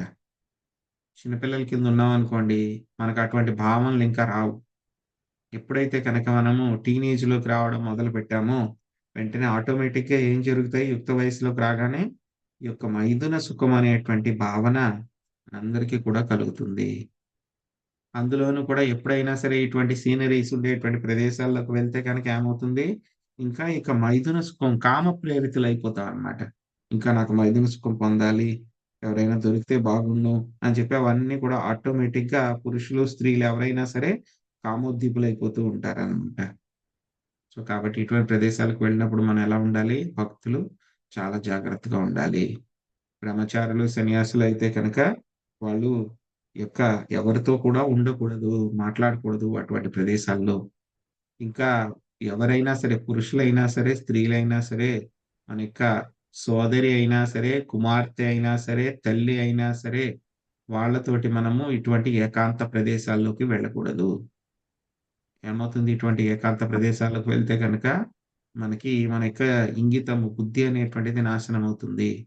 మనం వాళ్ళతోనే ఎంతో పాపకార్యమైనటువంటి సంభోగానికి మనం ప్రేరేపితులైపోతాం అన్నమాట. సో కాబట్టి మనం ఎప్పుడు కూడా అటువంటి ఏకాంత ప్రదేశాల్లో పరపురుషులతో గాని పరస్త్రీలతో గాని మనము వెళ్ళకూడదు అన్నమాట. చాలా జాగ్రత్తగా ఉండాలి. సో ఇక్కడ ఏం చేస్తున్నాయి మనకి, సో మనకి ఏం చేస్తే అటువంటి ప్రదేశాలకు వెళ్తే కనుక ఈ యొక్క కామోద్దీపన అనేటువంటిది జరుగుతుంది. సో అటువంటి కామోద్దీపన కలిగేటువంటి ప్రదేశాలు కూడా ఆ నగరంలో ఉన్నాయన్నమాట. సో ఆ తర్వాత మనం ఏం చెప్పుకున్నాం, అక్కడ చక్కగా గాలి వేస్తుంది, ఆ యొక్క జలపాతం నుంచి వచ్చినటువంటి ఆ నీటి బిందువులన్నీ కూడా ఆ యొక్క చెట్ల మీద ఉండేటువంటి ఆకుల పైన పడినవి చాలా అందంగా ఉన్నాయి. సో నీరు కూడా చాలా చల్లగా వీస్తోంది, అందులో కూడా చిన్న చిన్నని నీటి బిందువులు ఉన్నాయి అని చెప్పి మనం చెప్పుకుంటాం. సో ఇవన్నీ కూడా ఏమిటి అంటే కనుక, అవన్నీ కూడా మనకు ఉన్నటువంటి ఇంద్రియ భోగాలు.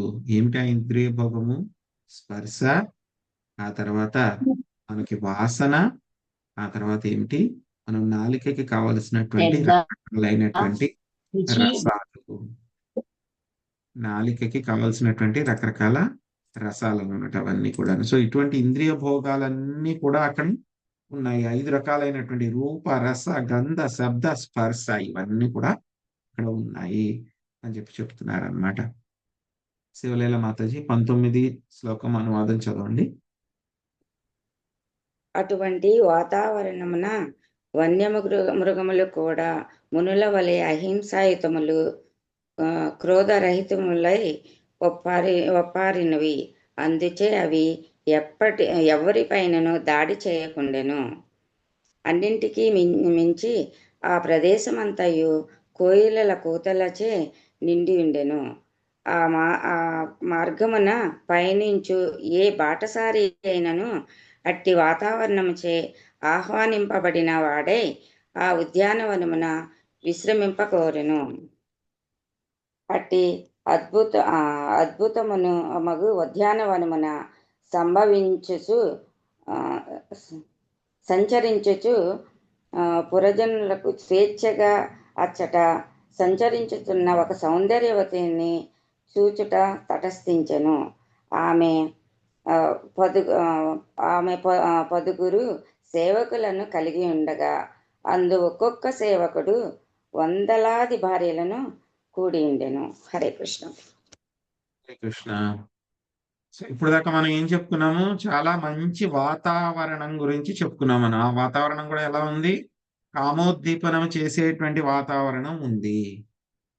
అక్కడ ఉండేటువంటి వన్యమృగాలు కూడా అరణ్యంలో ఎలా ఉన్నాయి? ఏమి హాని చెయ్యవు, అహింసతోటి ఉన్నాయి ఆ యొక్క వన్యమృగాలన్నీ కూడాను. క్రోధరహితముగా ఉన్నాయి అవన్నీ కూడా, ఎవరి మీద దాడి చేయట్లేదు. ఇంకా అక్కడ ఏం చెప్పుకున్నాం మనం? కోయిల యొక్క కూతలతోటి నిండిపోయింది అనమాట. ఎవరైనా సరే అటువైపు నుంచి నడుచుకుని వెళ్తూ ఉన్నారనుకోండి, అటువంటి మంచి ప్రదేశం దొరికింది అనుకోండి, అబ్బా చాలా బాగుంది ఈ ప్రదేశంలో, సీనరీ చాలా బాగుంది, కాసేపు ఇక్కడ కూర్చుని వెళ్దాము, 2 ఫోటోలు తీసుకుని వెళ్దాము, కాసేపు రెస్ట్ తీసుకుందాము అని చెప్పి ఎవరికైనా సరే అనిపిస్తూ ఉంటుంది అనమాట. అంత అందంగా ఆ యొక్క ప్రదేశం ఉందన్నమాట. దీన్ని మనం ఎలా అర్థం చేసుకోవాలి అని అంటే కనుక, జీవుడికి కూడా ఏం చేస్తూ ఉంటాయి, చెవిలో కూడా ఎప్పుడు కూడా రొద వస్తూనే ఉంటుంది. ఏంటవి? చిన్నగా ఉన్నప్పుడు చిన్న పిల్లలు ముద్దు ముద్దు మాటలన్నీ కూడా మాట్లాడుతూ ఉంటారు. భార్య కూడా మాట్లాడుతూ ఉంటుంది. తల్లిదండ్రులు మంచిగా మాట్లాడుతూ ఉంటారు, బాగానే ఉంటుంది. కానీ ఏదైనా తేడా వచ్చిందంటే కనుక ఏమవుతుంది? వాళ్ళే అరుస్తూ ఉంటారు వాళ్ళందరూ కూడా మన మీద. అప్పుడు వాళ్ళందరి మీద మనం కూడా అరుస్తూ ఉంటాము. ఇవన్నీ కూడా జరుగుతూ ఉంటాయి. ఇవన్నీ కూడా మనకి ఎలా ఉంటాయి? ఈ యొక్క భౌతిక ప్రపంచంలో ఇవన్నీ కూడా చాలా బాగా ఉంది. ఇవన్నీ కూడాను మనకి ఎలా అనిపిస్తాయి? ఇవన్నీ కూడాను కోయిల పాట ఎలా ఉంటుంది?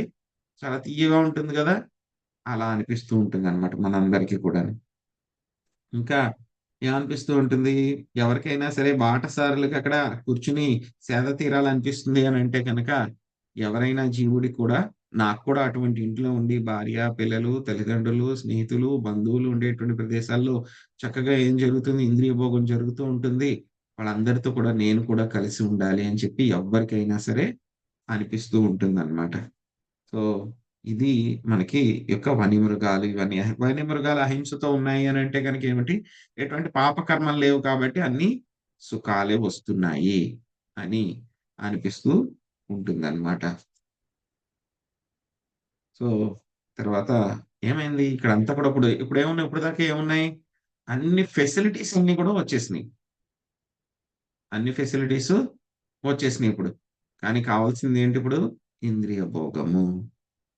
సో అలాగా పురంజనుడు వెళ్తూ ఉంటే కనుక అక్కడ అద్భుతమైనటువంటి ఉద్యానవనంలో తిరుగుతూ ఉన్నటువంటి ఒక సౌందర్యవతిని చూశారంట. చాలా అందమైనటువంటి స్త్రీని చూశారు. ఆ స్త్రీకి మొత్తం 10 మంది సేవకులు ఉన్నారంట. ఆ స్త్రీకి 10 మంది సేవకులు ఉన్నారు. ఒక్కొక్క సేవకుడికి కూడా మళ్ళీ వందలాది భార్యలు ఉన్నారు అని చెప్తూ ఉన్నారు. కొంచెం మనం అనువాదాలు చూసి ఆ తర్వాత మళ్ళీ ఎవరి స్త్రీ అనేది మనం చెప్పుకుందాం. చందన మాతాజీ 21, 22 శ్లోకాల అనువాదం చదవండి. హరే కృష్ణ ప్రభుజీ, నందస్తున్నాను. ఆ స్త్రీ 5 పడగల పాముచే రక్షింపబడుచుండెను. సౌందర్యవతి యవనవతి అయిన ఆమె యోగ్యుడకు భర్త కొరకు వేచి ఉన్నట్లు గోచరించెను. ఆమె నాసిక, దంతపంక్తి, కపోలము అతి సుందరముగా నుండెను. ఆమె కర్ణములు కూడా అంతే సుందరముగా నుండి దేదీప్యమైన కుండల మండితమై ఉండెను. హరే కృష్ణ ప్రభుజీ. హరే కృష్ణ.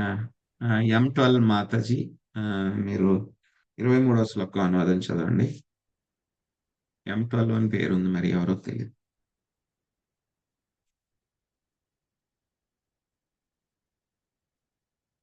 ఉన్నారా మాతాజీ? చదవగలరా? లక్ష్మీ మాతాజీ. లక్ష్మీ మాతాజీ హరే.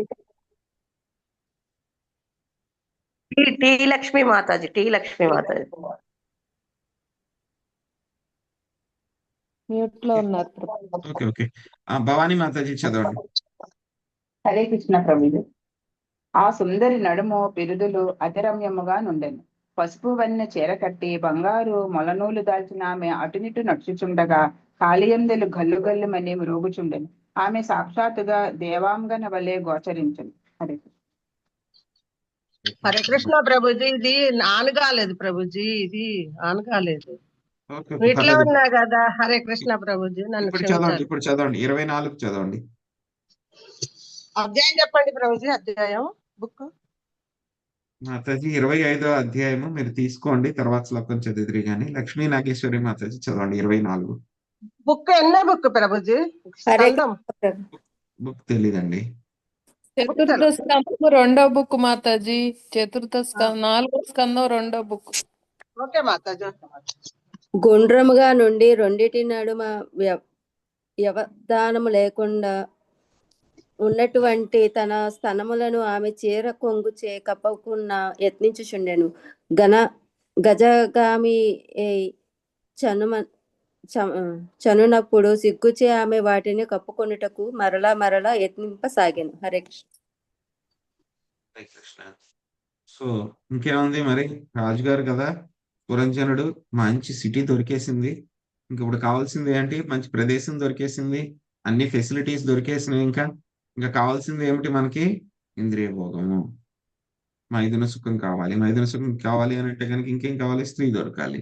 అదొకటే లోటు ఉంది పాపం పురంజనుడికి. ఇప్పుడు అది కూడా దొరికేసింది అనమాట.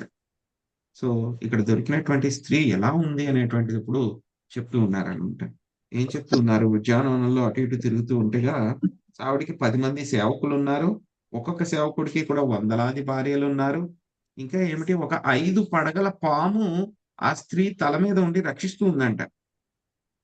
ఎవరిని? ఆ స్త్రీని రక్షిస్తూ ఉందన్నమాట. చక్కగా గుర్తుపెట్టుకోండి, ఇవన్నీ కూడా మళ్ళీ వస్తాయి. ఇవన్నీ కూడా లాస్ట్ లో ఏం జరిగినవి అని చెప్పి మళ్ళీ వస్తాయి మన అందరికీ కూడా, గుర్తుపెట్టుకోండి. తర్వాత ఆ స్త్రీ ఏం చేస్తూ ఉందంట?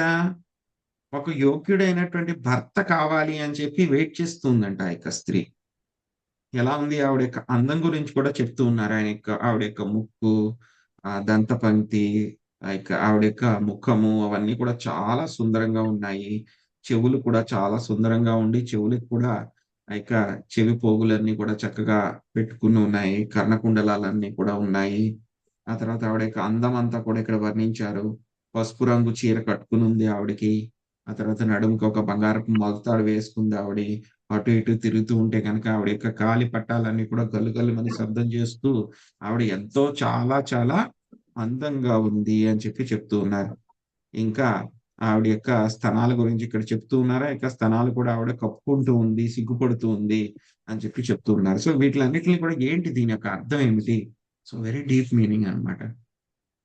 సో ముందుగా పురంజనుడికి, ప్రాచీన బర్హికి విన్న తర్వాత అబ్బా చాలా బాగుంది స్టోరీ అని చెప్పని అనిపించింది అనమాట. ఆ తర్వాత ఆయనకు అర్థం తెలుసుకున్న తర్వాత నా స్టోరీనా, నేనేనా అనుకున్నారు. అలాగే మనకు కూడా ఇప్పుడు అర్థం అవుతుంది మెల్లమెల్లగా రెవల్యూషన్ ఏంటి అంటే కనుక. సో ఏమిటి ఇక్కడ అంటే కనుక పురంజని అన్నమాట. ఈ అమ్మాయి పేరు ఏంటి? పురంజనుడు. పురంజనుడు ఏంటి? ఒక జీవుడు అన్నమాట. ఇక శరీరంలో ఉన్నటువంటి జీవుడు, రాజు. ఈ అమ్మాయి ఇప్పుడు ఎవరైతే కనుక వచ్చిందో ఆ అమ్మాయి ఎవరు? పురంజని. అమ్మాయి పేరు పురంజని అన్నమాట. ఇప్పుడు పురంజని గురించి మనం తెలుసుకుందాం. ఇప్పుడు దాకా పురంజనుడి గురించి తెలుసుకున్నాము. ఆ పురంజనుడికి ఒక మంచి ప్రదేశం దొరికింది అని చెప్పి తెలుసుకున్నాము. ఇప్పుడు పురంజనుడికి ఒక స్త్రీ దొరికింది. ఆ స్త్రీ పేరేంటి? పురంజని. ఇప్పుడు పురంజని గురించి మనం చెప్పుకుందాం. ఎవరి పురంజని అంటే కనుక బుద్ధి, భౌతిక పరమైనటువంటి బుద్ధి, అజ్ఞానంతో పని చేస్తున్నటువంటి బుద్ధి. మనం చెప్పుకున్నాం కదా, మనం మనసు, బుద్ధి, అహంకారము, చిత్త ఇవన్నీ కూడా కలిపి ఏమవుతుంది? సూక్ష్మదేహము అని చెప్పి మనం చెప్పుకున్నాం. ఎప్పుడైతే కనుక జీవుడి భౌతిక ప్రపంచంలోకి వచ్చాడో ఏమవుతుంది? జీవుడు కూడా యొక్క బుద్ధిని చూసి ఆకర్షితుడయ్యాడు. ఎలా అయితే పురంజనుడు పురంజనిని చూసి ఆకర్షితుడై ఏం చేస్తాడు ఇప్పుడు చెప్పుకుందాం. అలాగే జీవుడు కూడా ఏమిటి? యొక్క బుద్ధిని చూసి ఆకర్షితుడయ్యాడు అన్నమాట. సో ఎలా వచ్చింది ఆవిడ అంటే కనుక ఆవిడ తనంతట తానే అక్కడికి వచ్చింది. యదృచ్ఛయాగమం. ఆవిడ అనుకోకుండా, ఆయన ఏం పిలవలేదు రమ్మని చెప్పేసి. అనుకోకుండా ఆవిడ వచ్చింది, అక్కడ అటు ఇటు తిరుగుతూ ఉంది. అలాగే జీవుడు కూడా ఏంటి, ఈ యొక్క బుద్ధితోటి జీవుడు కూడా కలుసుకున్నాడు అనమాట. భౌతికపరమైనటువంటి బుద్ధి, వీళ్ళిద్దరి మధ్య కూడా సంబంధం అనేటువంటిది ఏర్పడింది. జీవుడికి ఈ భౌతికపరమైనటువంటి బుద్ధికి మధ్యలో సంబంధమైనటువంటిది ఏర్పడింది. మరి ఇక్కడ ఇవిడికి 10 మంది సేవకులు ఉన్నారు, వందలాది భార్యలు ఉన్నారు అని చెప్పి చెప్పుకున్నాం కదా. ఏమిటివి చూడండి, ఇవన్నీ చూస్తుంటే పొడుపు కథే కదా, ఇదంతా కూడా పొడుపు కథ ఇది. సో ఏంటి, 10 మంది సేవకులు ఉన్నారు, వందలాది భార్యలు ఉన్నారు అంటే 10 మంది సేవకులు ఎవరు? మనకున్నటువంటి 10 ఇంద్రియాలు, 10 యొక్క ఇంద్రియాలు, వాటితో పాటు ప్రతి ఇంద్రియానికి కూడా ఎన్నో ఎన్నో కోరికలు. ఆ ఇంద్రియాలు, వాటికి ఉండేటువంటి కోరికలన్నీ కూడా ఏమిటి, మొత్తము యొక్క వందలాది భార్యలు. ఆ తర్వాత మళ్ళీ ఆవిడ్ని రక్షిస్తూ ఉంది, పురంజనిని రక్షిస్తూ ఉంది. ఎవరు? ఒక పెద్ద పాము రక్షిస్తుంది, 5 తలల పాము అని చెప్పి చెప్పుకున్నాం. ఏంటి 5 తలల పాము? మనకు ఉండేటువంటి శరీరంలో ఉన్నటువంటి 5 రకాలైనటువంటి ముఖ్య వాయువులు, ప్రాణవాయువులు, ప్రాణ, పాన, ఉదాన, సమాన, వ్యాన, ఇవన్నీ కూడా అవన్నీ కూడా రక్షిస్తూ ఉన్నాయన్నమాట. ఆ తర్వాత ఏంటి, ఇంకేం చెప్పుకున్నాం మనం? ఆవిడ చాలా అందంగా ఉంది, చాలా యవ్వనవతి కింద ఉంది ఆవిడ. సో సరైనటువంటి ఒక భర్త కావాలి అని చెప్పి ఆవిడ వెతుకుతూ ఉంది అని చెప్పి చెప్పుకున్నాం మనం. అలాగే మన యొక్క బుద్ధి కూడా ఏంటంటే కనుక వెయిట్ చేస్తుంది. ఎందుకంటే కనుక బుద్ధి చైతన్యం లేకపోతే కనుక పని చేయలేదు. కాబట్టి బుద్ధి కూడా ఏం చేస్తుంది, చైతన్యం కోసం అని చెప్పి వెతుకుతూ ఉంది అనమాట. ఆ తర్వాత ఆవిడ యొక్క ముఖము, పురంజని యొక్క ముఖం చాలా సుందరంగా ఉంది అని చెప్పి చెప్పుకున్నాం. అంటే కనుక ఏమిటి, మనము ఈ యొక్క జ్ఞానాన్ని సంపాదించడానికి ఉన్నటువంటి మార్గాలు చాలా అందంగా ఉన్నాయి. ఆ తర్వాత ఆవిడకి మంచి ముక్కు ఉంది, నాసిక ఉంది అని చెప్పుకున్నాం. దేనికోసం? అది యొక్క వాసన చూసేటువంటి జ్ఞానము. తర్వాత మంచి దంత వరుసలు ఉన్నాయి అని చెప్పి చెప్పుకున్నాం మనం. ఏంటది? మనం రకరకాల పదార్థాలన్నిటినీ కూడా మనం నమలడానికి, వాటిని తినడం కోసం ఉపయోగపడేటువంటిది. ఆ తర్వాత అందమైనటువంటి ముఖము, నుదురు ఉంది అని చెప్పి చెప్పుకున్నాం మనం. దానికి ఏమిటి, ఈ యొక్క బుద్ధిలో చాలా క్లారిటీ ఉండడము. ఆ తర్వాత ఆవిడ యొక్క చెవులు కూడా ఏమిటి, చాలా దేదీప్యమానంగా వెలిగిపోతున్నటువంటి కర్ణకుండలాలతోటి చాలా అందంగా ఉంది అని చెప్పేసి చెప్పుకున్నాం. ఏంటి దాని యొక్క అర్థం ఏమిటి? మనము ఈ యొక్క శాస్త్ర జ్ఞానము ఏదైతే గనక మనకి ఒక ఎంజాయ్మెంట్, ఇంద్రియ భోగం చేయడానికి, ముక్తి పొందడానికి కావలసినటువంటి శాస్త్రాల్ని అర్థం చేసుకునేటువంటి ఆ యొక్క ఎబిలిటీ. సో ఇదనమాట. ఎలా ఉందంటే ఆవిడ ఏ రంగులో ఉంది? పసుపు రంగు చీర కట్టుకుని ఉంది అని చెప్పి చెప్పుకున్నాం మనం. పసుపు రంగు చీర కట్టుకుని బంగారపు ఆ యొక్క నడుముకి ఆవిడ వడ్డానం, బెల్ట్ లాంటిది పెట్టుకుంది ఆవిడ అని చెప్పి చెప్పుకున్నాం. ఆవిడ ఎలా ఉంది? ఆవిడ యొక్క రంగు ఎలా ఉంది? డార్క్ కంప్లెక్షన్ అన్నమాట.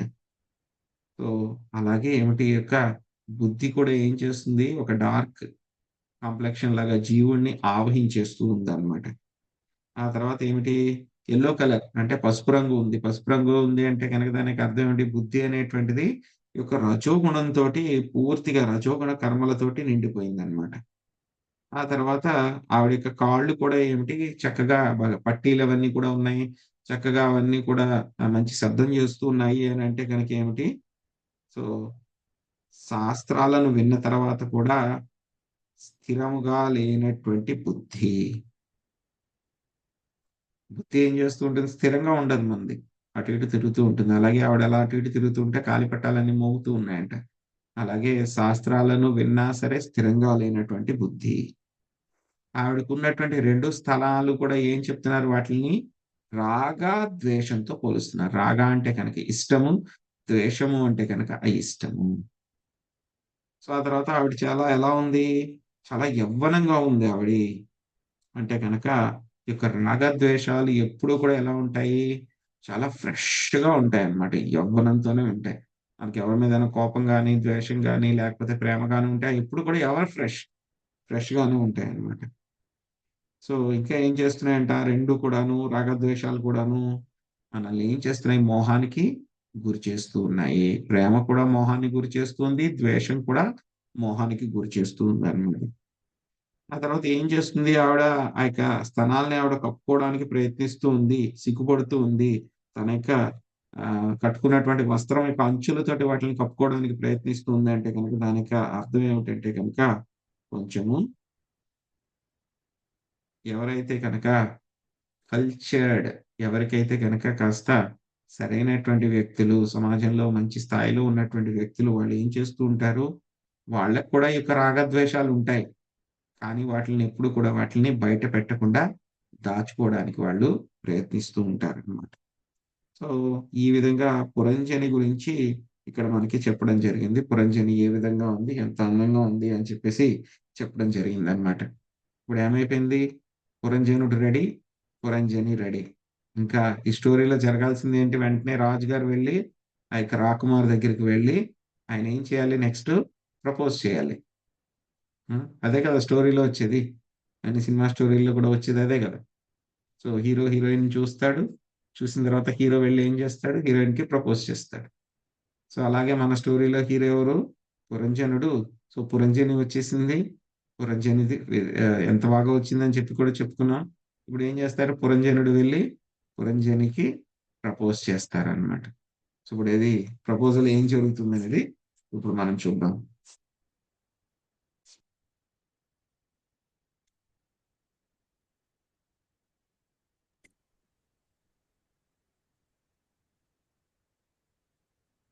ఇది మాతాజీ 25వ శ్లోకం అనువాదం చదవండి. హరే కృష్ణ ప్రభు. 27. వీరుడగు పురంజనుడు ఆ సుందరాంగి కనుబొమ్మల చేతను మందస్మిత వదనము చేతను ఆకర్షితుడు కాగా ఆమె కామబాణములు అతని హృదయములో నాటుకొనెను. సిగ్గుతో నవ్వుచున్న ఆమె పురంజనునికి పరమ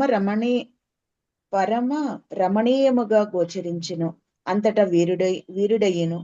అతడు ఆమెను పలకరించకుండా ఉండలేకపోయాను. ప్రభుజీ నేను చదువుతాను ప్రభుజీ ఒకటి. హరే కృష్ణ. చదవండి చదవండి మాతాజీ, తర్వాత శ్లోకం చదవండి. 26 చదవమంటారండి? చదవండి, 26 చదవండి. భావమే కదా మరి ప్రభుజీ. హరే కృష్ణ. అనువాదం ఒకటేనండి. ఓ కంచెదళాక్షి, నీ వెచ్చటి నుండి వచ్చితివో, నీ వెసతివో, నీవెవ్వరి పుత్రికవో తెలియజేయము. నిష్కళంకమైన ఆచరించు నీవు ఏ ప్రయోజనార్థమో ఇచ్చటకు వచ్చితివి, నీవేమి చేయి ప్రయత్నించుచుంటివి, ఈ విషయములన్నింటినీ నాకు సవిస్తరముగా చెప్పుము. Thank you Prabhuji. Hare Krishna Prabhuji, చదవమంటారా? Rice చేశారా మాతాజీ మీరు? లక్ష్మి TSC అన్న. ఓకే మాతాజీ, ఓకే మాతాజీ, చదవండి. చెప్పండి ప్రభుజీ, ఎక్కడి నుంచి చదవమంటారు? 27. పూజ్యులైన జనులారా, కలువ కన్నుల దాన. 27 అంటే అధ్యాయం 27 మాత ప్రభుజీ. 25, 27వ శ్లోకం మాతాజీ. 384 పేజీ తీయండి మాతాజీ. 384 ప్రభుజీ చదవమంటారా? ఆగండి మాతాజీ, నేను చదువుతాను.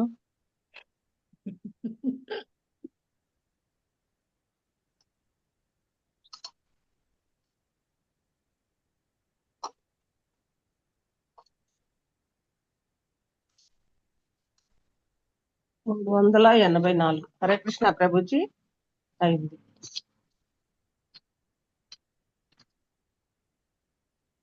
హరే కృష్ణ ప్రభుజీ. ఓ భాష్యం చదవమంటారా ప్రభుజీ? అనువాదం మాతాజీ.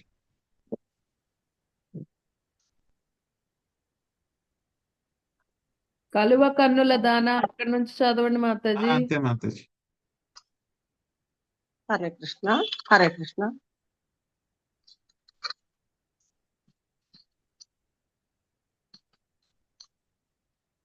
ఇరవై 27వ శ్లోకం కింద లాస్ట్ లో ఉంది చూడండి, 384. అదే చూస్తున్నా మాతాజీ, పేపర్ విడిపోవటంలే మాతాజీ. వచ్చేసింది రండి.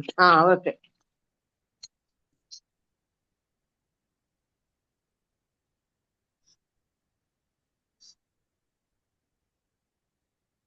27 భాష్యమే కదా మాతాజీ. కల్లువ కన్నుల దాన ఈ పదునొకొండు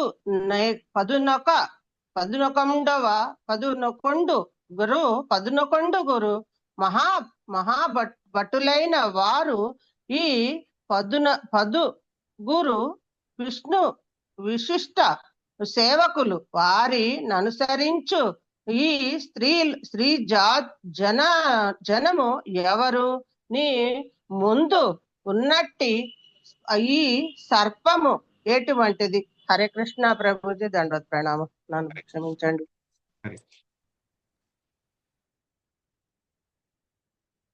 జనని మాతాజీ 28 అనువాదం చదవండి. హరే కృష్ణ ప్రభుజీ, ధన్యవాదాలు. సుందరి, నీవు సాక్షాత్తుగా లక్ష్మీదేవి, భవాని, బ్రహ్మపత్ని యగు సరస్వతీదేవి వలె ఉన్నావు. ఆ ముగ్గురిలో ఒకతేవైన నీవు ఈ అరణ్యమున సంచరించుటను నేను గాంచుచున్నాను. నిక్కముగా నీవు మునుల వలె మౌనము దాల్చి ఉన్నావు.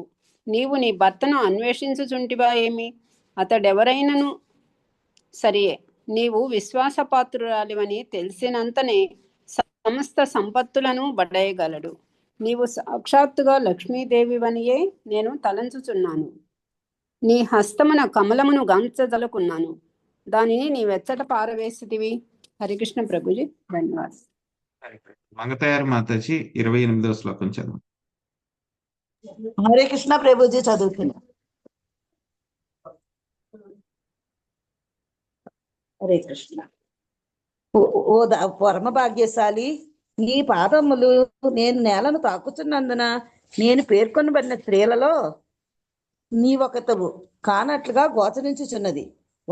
ఒకవేళ నీవు ఈ లోకమునకు చెందిన అతివే అయినచో విష్ణువును గూడి వైకుంఠమును అలంకరించిన లక్ష్మీదేవి వలె నాతో జతగూడి ఈ పురశోభను నిమిటింపజేయుము. నేను మహావీరుడనని ఈ లోకమునకు రాజునని నీ వెరుగుము. హరే కృష్ణ. ప్రభుజీ 30వ శ్లోకం చదవండి. హరే కృష్ణ ప్రభుజీ.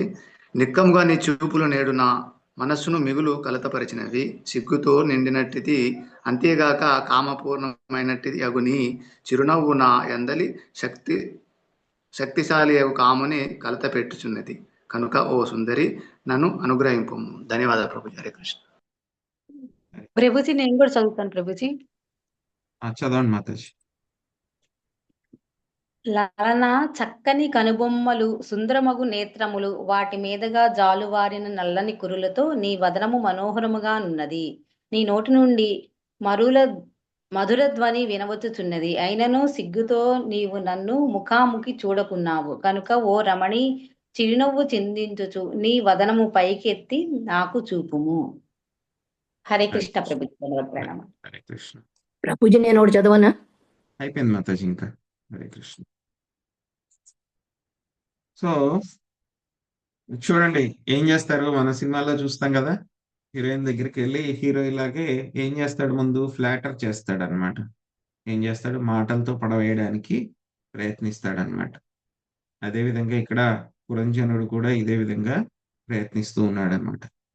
సో ముందుగా ఏమని అడిగాడు ఆ అమ్మాయిని, ఎవరు నువ్వు, ఎక్కడి నుంచి వచ్చావు, సో నీ వెనకాల ఉన్నటువంటి ఈ భటులందరూ కూడా ఎవరు, ఆ తర్వాత ఈ యొక్క 11 మంది భటులు ఎవరు, మీకు విశిష్ట సేవకులు ఎవరు, వాళ్ళ వెనకాల ఉన్నటువంటి స్త్రీ జనం ఎవరు, నీ ముందు ఒక పాము ఉంది, సర్పం ఉంది, ఈ సర్పం సంగతి ఏంటి, సో నువ్వు ఎక్కడి నుంచి వచ్చావు, ఎవరి కుమార్తెవు నువ్వు, ఏ ప్రయోజనం కోసం వచ్చావు, ఇక్కడ నువ్వు ఎందుకు వచ్చావు, నీ పని ఏంటి, దేనికోసం వెతుకుతున్నావు, వీటన్నిటి గురించి కూడా నాకు చెప్పు. ఇంకా ఏం చేస్తున్నాడు, ఆవిడ్ని మాటలతో పడవేయడానికి చూస్తూ ఉంటే కనుక, నువ్వు లక్ష్మీదేవా, లేకపోతే కనుక పార్వతీదేవివా నువ్వు, లేకపోతే సరస్వతీదేవివా, సో ఇంత అందంగా ఉన్నావు నువ్వు. సో మరి వాళ్ళందరూ అయితే కనుక ఇక్కడ తిరుగుతూ ఉంటే కనుక ఎవరైనా మీ భర్త కోసం వెతుకుతూ ఉన్నావా, సో మీ భర్త ఎవరైనా సరే చాలా అదృష్టవంతుడు అయి ఉండాలి. సో నువ్వు లక్ష్మీదేవి అని అనుకుంటున్నాను నేను. సో మీ చేతిలో ఉన్నటువంటి ఆ యొక్క కమలం ఉండాలి లక్ష్మీదేవి అయితే కనుక. సో ఆ యొక్క కమలం ఎక్కడ పడేసావు నువ్వు అంటే అంతలాగా ఫ్లాటర్ చేసేస్తున్నాడు అనమాట. సో మళ్ళీ చెప్తున్నాడు ఆయన, నువ్వు లక్ష్మీదేవి అయితే కనుక నీ కాళ్ళు పాదాలని నీ పాదాలన్నీ కూడా భూమిని టచ్ అవుతూ ఉండాలి, అవ్వకూడదు. టచ్ అవుతున్నాయి భూమిని కూడాను. అంటే కనుక దాని అర్థం ఏమిటి? నువ్వు వీళ్ళెవరు కాదు నువ్వు, కానీ వాళ్ళందరిలాగా అంత అందంగా ఉన్నావు నువ్వు. ఉమ్, నువ్వు ఒకవేళ కనుక ఈ లోకానికి చెందిన దానివే అయితే కనుక, సో లక్ష్మీదేవి ఎలా అయితే కనుక వైకుంఠంలో నారాయణుడితో పాటు ఉంటుందో, ఆవిడ నాతో పాటు కూడా నువ్వు ఉండొచ్చు కదా. సో నేను వివాహం చేసుకోవాలని అనుకుంటున్నాను. నేను గొప్ప రాజుని, వీరుణ్ణి, ఈ యొక్క పురమంతా కూడా నాదే. ఆ తర్వాత ఇంకేం చెప్తున్నారు? నేను చూస్తూ ఉంటే చాలా అందంగా ఉన్నావు, నాలో కామ కోరికలన్నీ కూడా వస్తూ ఉన్నాయి, నన్ను అనుగ్రహింపుము అని చెప్పేసి ఈ విధంగా ఫ్లాటర్ చేశాడనమాట. ఎవరు? పురంజనుడు, ఆ యొక్క పురంజనిని అనమాట. సో ఇక్కడ మనం అర్థం చేసుకోవాలి, పురంజనుడు వేసినటువంటి క్వశ్చన్స్ ఏమిటి? నువ్వు ఎవరు అని అడిగారు, ఎక్కడి నుంచి వచ్చారు, ఎవరి కుమార్తెవి, ఏ ఉద్దేశంతో వచ్చావు, ఇక్కడ ఉన్నటువంటి 11 మంది భటులు ఎవరు, నీకు ఉన్నటువంటి రక్షకులు ఎవరు, సో వాళ్ళ వెనకాల ఉన్నటువంటి స్త్రీలు ఎవరు, ఆ యొక్క పాము ఏమిటి, అవన్నీ కూడా అడిగారు అనమాట. సో ఈ విధంగా నన్ను కలవమని చెప్పని అడిగారు. నీ యొక్క అందమంతా కూడా నన్ను ఏం చేస్తుంది? మోహింప చేస్తూ ఉంది, నన్ను కామోద్దీపన చేస్తూ ఉంది అని చెప్పారు. ఇంకేం అడుగుతున్నారు? నీ యొక్క ముఖాన్ని నాకు చూపించు, అందమైనటువంటి ముఖాన్ని నాకు చూపించు. సో నీ యొక్క జుట్టు అంతా కూడా చక్కగా కురులన్నీ ఎగురుతూ ఉన్నాయి కొంచెం కొంచెము, చాలా అందమైనటువంటి కనుబొమ్మలు, కళ్ళు కూడా నేను చూడాలనుకుంటున్నాను, నీ యొక్క మాటలు కూడా నేను వినాలనుకుంటున్నాను. సో చాలా సిగ్గుపడుతూ ఉన్నటువంటి నీ యొక్క ముఖాన్ని నాకు చూపించు అని చెప్పేసి ఆయన అడుగుతూ ఉన్నారనమాట. సో ఈ విధంగా చూస్తే కనుక పురంజనుడు అవిద్య వలన ఆ యొక్క పురంజనికి చాలా ఆకర్షితుడయ్యారనమాట. పురంజని అంటే కనుక మనం ఏం చెప్పుకున్నాము? ఇప్పుడే చెప్పుకున్నాం కదా మనము, అజ్ఞానంతో కూడుకున్నటువంటి బుద్ధి. దాని పట్ల జీవుడు ఏమయ్యాడు? ఆకర్షితుడయ్యాడు. ఈ యొక్క బుద్ధితో పాటు వచ్చే వారం మనం చూస్తాం, ఇక్కడ బుద్ధితో పాటు ఉన్నటువంటి యొక్క బాడీ గార్డ్స్ వీళ్ళందరూ కూడా ఎవరు, అటువంటి విషయాలన్నీ కూడా మనకి ఇక్కడ రిప్లైలో వస్తాయన్నమాట. అవన్నీ కూడా ఏంటనేది మనము రేపు చూద్దామని, తర్వాత వచ్చే వారం మనము తెలుసుకుందాం అనమాట. హరే కృష్ణ. హరే కృష్ణ ప్రభుజీ, ధన్యవాదాలండి, దండవత్ ప్రణామాలు. హరే కృష్ణ. హరే కృష్ణ ప్రభుజీ. చిన్న సందేహం ప్రభుజీ, నేను సరిగ్గా వినలేదు. ప్రభుజీ, ప్రాచీన బరిహి ప్రచేతసులు 10 మందిని తపస్సుకు పంపించారు కదా, అంటే ఆయన ఇంకా ఇంద్రియ భోగం చేయడం కోసం వాళ్ళని పంపించారా? దేనికి ప్రభు? అర్థం కాదు. బాగా ఇంద్రియ భోగం చేయడానికి కాదు, వాళ్ళందరూ కూడా రాజులు అవ్వాలి అంటే కనుక వాళ్ళు అర్హతని సంపాదించుకోవాలన్నమాట, రాజ్యం చేయాలంటే కనుక. అందుకని చెప్పేసి ఓకే. వాళ్ళకి చాలా శక్తి అవన్నీ కూడా అవసరం అన్నమాట. అందుకని వాళ్ళని ఆహా. తపస్సు చేసి ఆ యొక్క శక్తి, జ్ఞానం అవన్నీ కూడా తెచ్చుకోమని చెప్పి ఆయన పంపించారు. ధన్యవాదాలు ప్రభుజీ. Thank you Prabhuji. హరే కృష్ణ. హరే కృష్ణ. హరే కృష్ణ ప్రభుజీ, ధన్యవాదాలు ప్రభుజీ. హరే కృష్ణ. హరే కృష్ణ. హరే కృష్ణ ప్రభుజీ, దండవత్ ప్రణామాలు. హరే కృష్ణ. హరే కృష్ణ ప్రభుజీ, ప్రణామాలు.